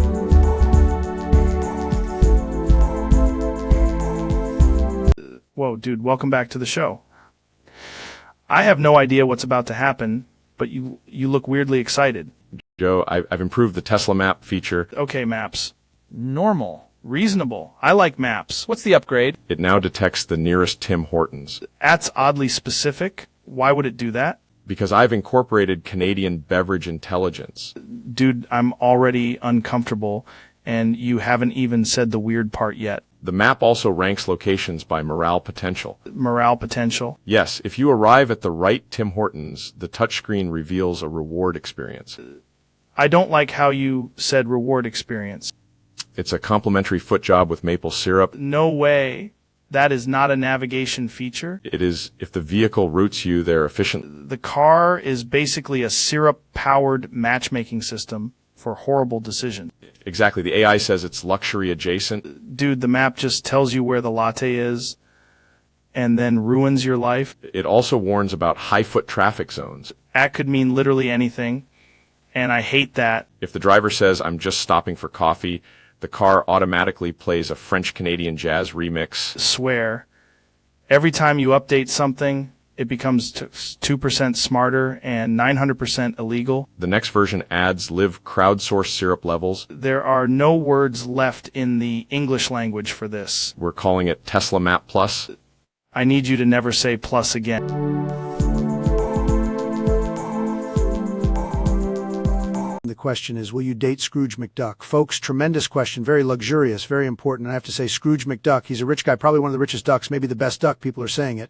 But would I date him? Look, I'm a very serious person, okay? I like winners, I like strong personalities, I like great assets, beautiful energy, and yes, Scrooge has a vault, unbelievable vault, probably the greatest vault in cartoon history. But dating, we have to be practical. I'd say we'd start with a meeting, maybe a very classy dinner, no problems, no ducks in the soup, nothing crazy. If there's chemistry, if he's respectful, if he's not too obsessed with coins, maybe something something happens. But I'm not making promises because I'm very selective, folks, very selective. People come up to me all the time and say, "Sir, should you date a duck billionaire?" And I say, "We'll see." That's called leadership. Also, I'm not going to talk about the wall because the wall is not the issue here. And frankly, if somebody brings up the wall in a conversation about Scrooge McDuck, that's a huge distraction, a total fake question. We're focusing on the romance, the glamour, the money, the feathers, the whole deal. Scrooge is a tough negotiator, I'll tell you that. Probably wants a prenup payment of gold. Fine. I respect that. Very smart. So the answer is maybe under the right circumstances with the right vibes, and if he treats people well, maybe we talk. But first, I'd want to know if he can handle the fame. Not everybody can. Very few can. Welcome back, man. We're here with Dr. Phil, and I have no idea where this is going. Joe, I need you to stay calm and keep both feet on the floor. That's never a good sign. Today I'm discussing a deeply personal spiritual experience. Okay, cool, like a vision or something. No, I mean the Almighty himself descended into the room like a very angry substitute teacher. Dude, what? And then he grabbed my pelvis with divine authority. Already regretting asking. He cracked my dick like a glow stick, Joe. What does that even mean? It meant I became illuminated in both a literal and emotional sense. This is beyond mushrooms. Then God said, "Phil, this is not enough." No. So he shoved it up my ass as a lesson in humility. We are getting instantly demonetized. Actually, I found it very therapeutic. Found cosmic assault therapeutic. It reset my chakras in my pocket. I can't believe I'm hearing this on a Tuesday. The real question is, have you ever truly surrendered to the divine? Calling the producer to end the show. Joe, don't resist the healing. I need a new life. Excellent. That's the first healthy thought you've had.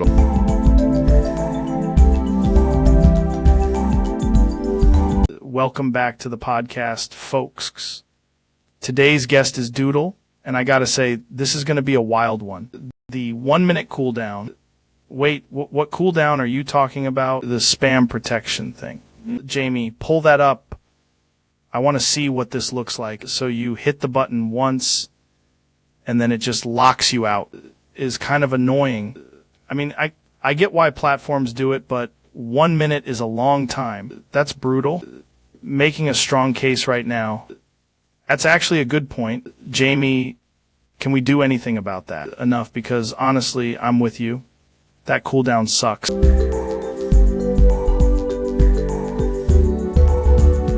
Ladies and gentlemen, my guest tonight is Jamie Vernon. Jamie, welcome to the show, brother. Thanks, Joe. Good to be here. This is weird already.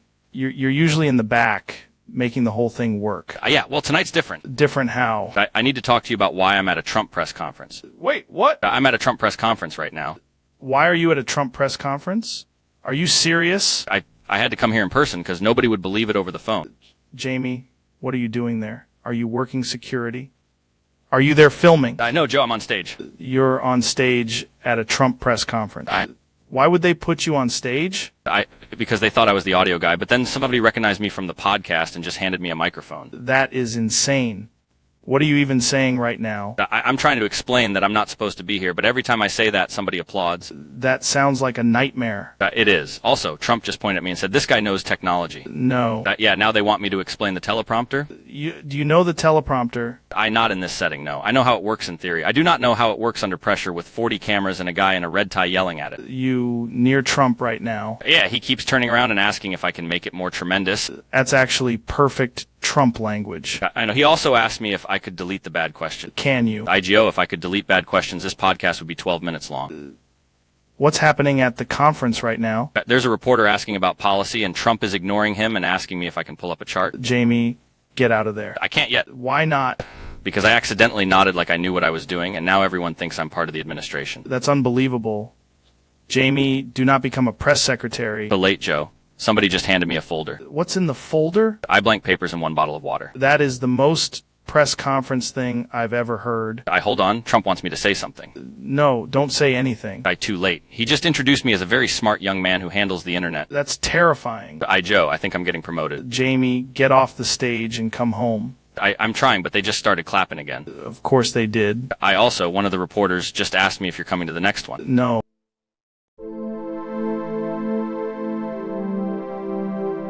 Welcome back to the show. Today's guest is a guy everybody knows from the biggest rallies, the biggest headlines, and apparently the biggest footwear situation ever. Donald Trump is here. Joe, it's great to be here. Tremendous show. Really one of the best. I gotta say, I've seen a lot of your interviews. but I don't think I've ever seen you look at a pair of shoes the way you're looking at mine right now. I have very strong opinions about shoes, Joe. Very strong. Stronger than most people. Okay, now I'm interested. What happened with shoes? The wall was involved. The wall was involved in the shoe thing. Big time. People don't understand the wall. The wall sees everything. Jamie, can you pull up anything on the wall in shoes? I don't even know what we're looking for here. Jamie doesn't need to pull it up. I lived it. You're telling me this is a real story? Very real. One time I talked about the wall for a very long time, and during that period I swallowed 20 shoes. Swallowed 20 shoes? Exactly 20. Not 19, not 21. Many people are saying it was the cleanest shoe swallowing in history. How do you even fit one shoe, let alone 20 shoes? Joe, I'm highly trained. People call me a machine. They like little shoes? Like doll shoes? No, normal shoes. Big shoes. Some were leather, some were athletic. One was a loafer with incredible support. This is insane. Were you chewing them? Not chewing. Negotiating with the shoes. They wanted access. I wanted respect. The wall wanted both. Feel like if somebody swallowed 20 shoes, that would be a medical emergency. Fake news. My doctor said I had excellent shoe capacity. That is not a real measurement. It should be. Did anyone in the room stop you? Nobody could stop me. I was very focused on the wall. You building the wall while this was happening? No, I was talking about building it. That's when the shoes went down fastest. Jamie, I'm going to need you to look up whether anyone has ever had excellent shoe capacity. You won't find it on the internet because they don't want the truth out there. After 20 shoes, what happened? He stood up, pointed at the wall, and said, "Nobody swallows shoes better than me." Is what one of the strangest sentences ever said on this podcast. And yet completely true. Don't know whether to laugh or call a doctor. Call the doctor after the ratings come in.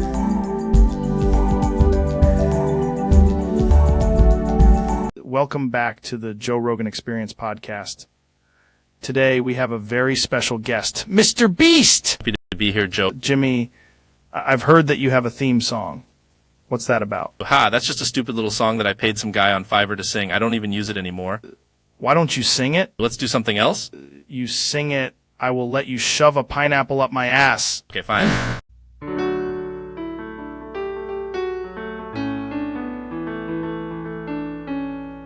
Mr. B6000, oh, Mr. B6000, oh, Mr. B6000, yeah, you know his name. He changed it once or twice, but I think it's here to stay. His thumbnails, well, they're made in paint, but if you ask me, I think they're kinda quaint. Mr. B6000, oh, Mr. B6000, oh, his random videos are the name of the game. Some might say they're his ticket to fame. The occasional intro may not make sense, but we all get a laugh at their expense. Mr. B6000, oh, Mr. B6000, oh, Mr. Beast, oh, Mr. Beast, oh, Mr. Beast, oh, Mr. Beast, oh, 6,000, Mr. Beast, 6,000,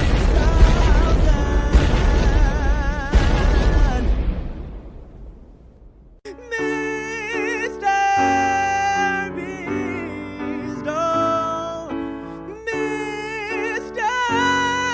Beast,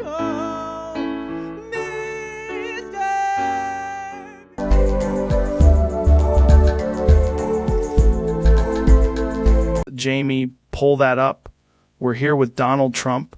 This is going to be interesting. Joe, thank you. Tremendous to be here. Great studio, by the way. Very strong studio. Yeah, man.